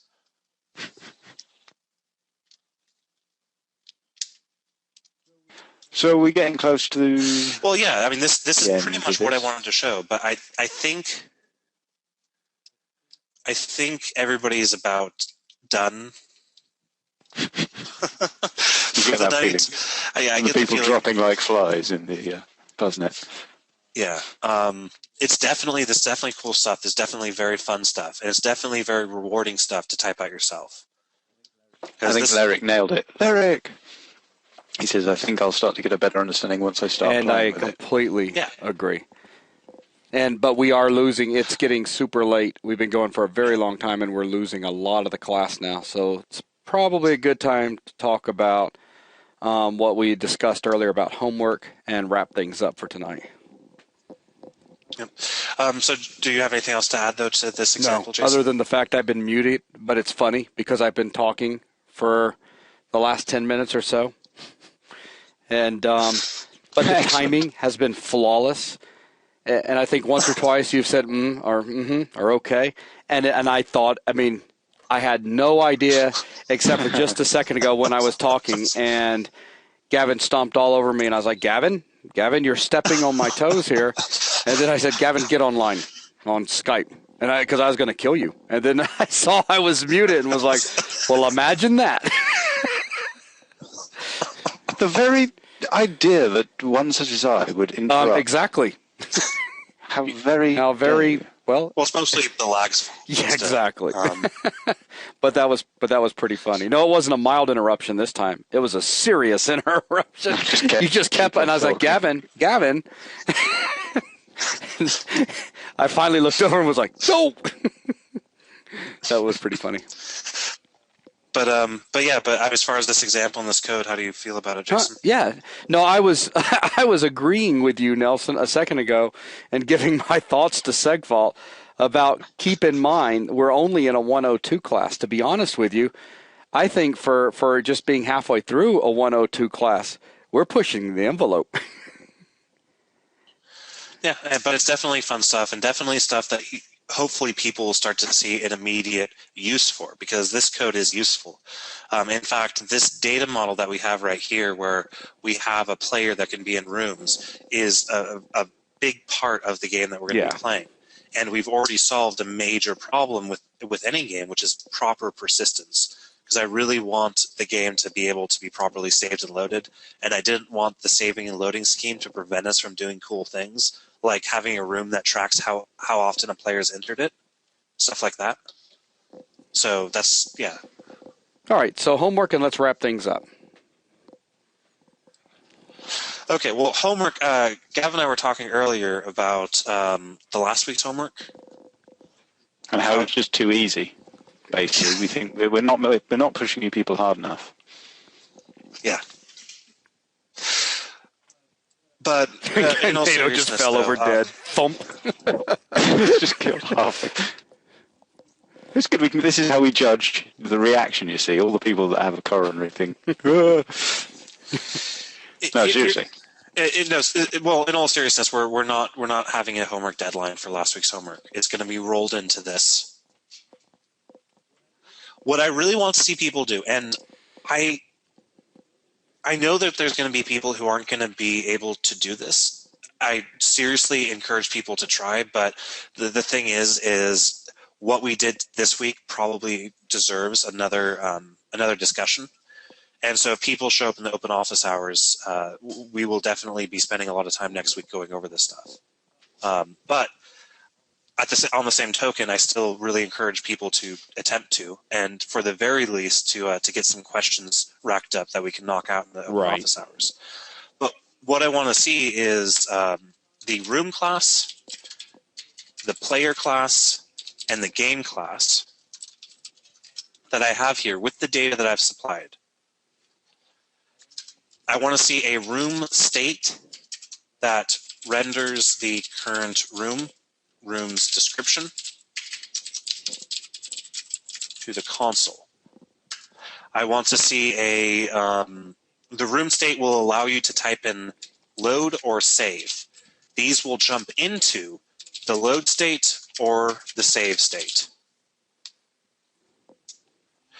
The start game command, which remember how the flow is going to go, you have the start game state that allows the user to enter their name.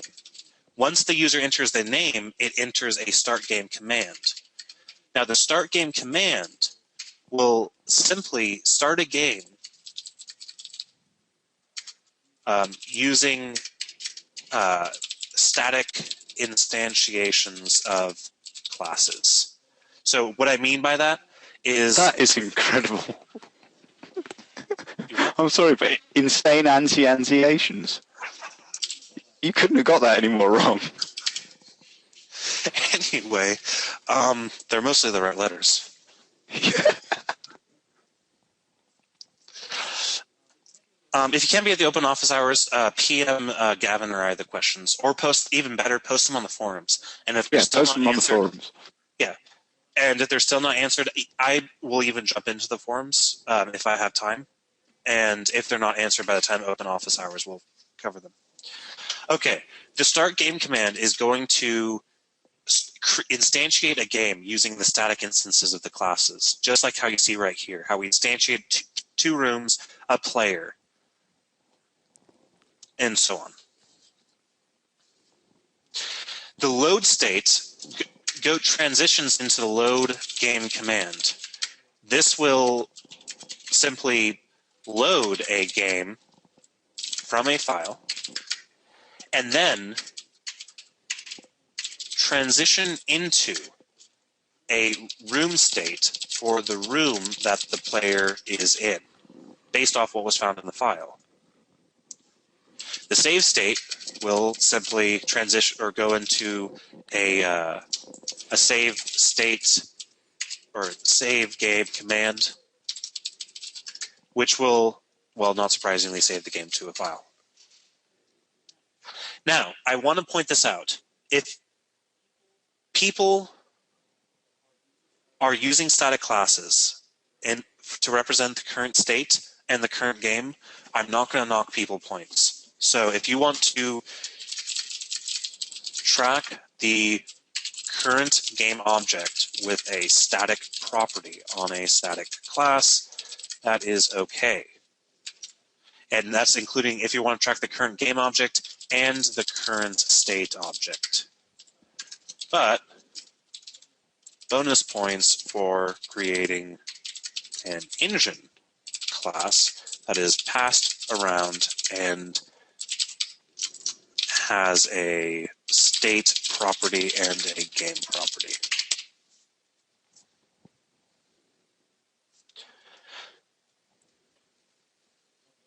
Okay, so basically what we're doing is we're adding on, so here are game classes. So a room, player, and a game.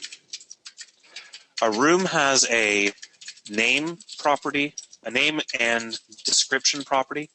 A player has a name property, and the game has a list of game objects and a reference to the player. The player also has a reference to the room he is in. Are there any questions about the wording of this? Because I want to make sure I get the wording completely right because of what happened last time. Any questions about the wording of this? Everybody good? Jason, you understand what I'm saying? Gavin, you understand what I'm saying? I do. And I hate to do this, but we are very, very tight on time, Nelson. Okay, so I'm just going to quickly just wrap. Nelson? Okay. No, Yes. it sounded like you cut out. Okay, then I want a new state called room state, which will on render print out the description of the current room. Now, the room state can transition into these states given a particular command, and that's going to be load or save. And these are simply going to reuse the existing states that you can access from the main menu. The start game state is going to allow the user to enter a name, and then it's going to fire a start game command, which is going to create a new game object and fill it with rooms and a player. Then it's going to transition into a room state for the initial room. And finally, at the end, if you want to track the current game object and the current state object with a static property on a static class, that's fine. But if you want to pass around an engine object that contains these properties, that's preferable. And what I mean by this is having static class engine, public iState, current state, get set, public game, or iGame, current game gets set. Okay. Any more questions? Because we really have to cut out right about nowish. Oh, we still have 2 minutes. But no. Can you give all that to... make sure to copy and paste that into Skype for me, please? Yeah. I just want to make this... You what? Carry on. I just want this to be clear as clear. Well, as not only possible that, but for Gavin everybody. can get with you, if need be, tomorrow to add additional detail to this, to add into the forum homework post, just to make Yep. it super clear. So basically, after the forum post gets posted tonight, if any of you have any questions, please feel free to go in to the forum homework post or to that thread and post your questions, and then we'll just continue to enhance the description with answers, making sure that everybody has a very clear idea of what it is they need to do. That said, if you're planning on asking, if you're asking a question that's about specific bugs in your code or how to do a specific part of the homework, please start a thread in the relevant in the C# forum. Don't tag it onto the homework thread because it gets very hard to find very quick things that people are unclear of. So just if you have questions, questions in regards to the homework as a whole, or even a specific part of the homework but not related to your code, just if something that you're not understanding. Cool. Okay. All right. Well, big class. Very good job, Nelson. Lots of nice stuff to see people starting to put together. But we will go ahead and wrap things up for tonight. I'll be posting our next meeting coming up here real soon with open office hours. Again, if there's any questions, please make sure to PM, generally PM Gavin first, then Nelson and or myself. And Nelson and I are just a little bit slower at getting back with people due to the things we've got going on. But I'd like to thank all of you that were able to make it to the very bitter end. Thanks a lot, guys. And as you can see by how things are going now, just wait till you see what the 103 class is going to have you guys doing. All right, guys. We love you, man. You guys all stay good. Bye, everyone. Bye. See ya.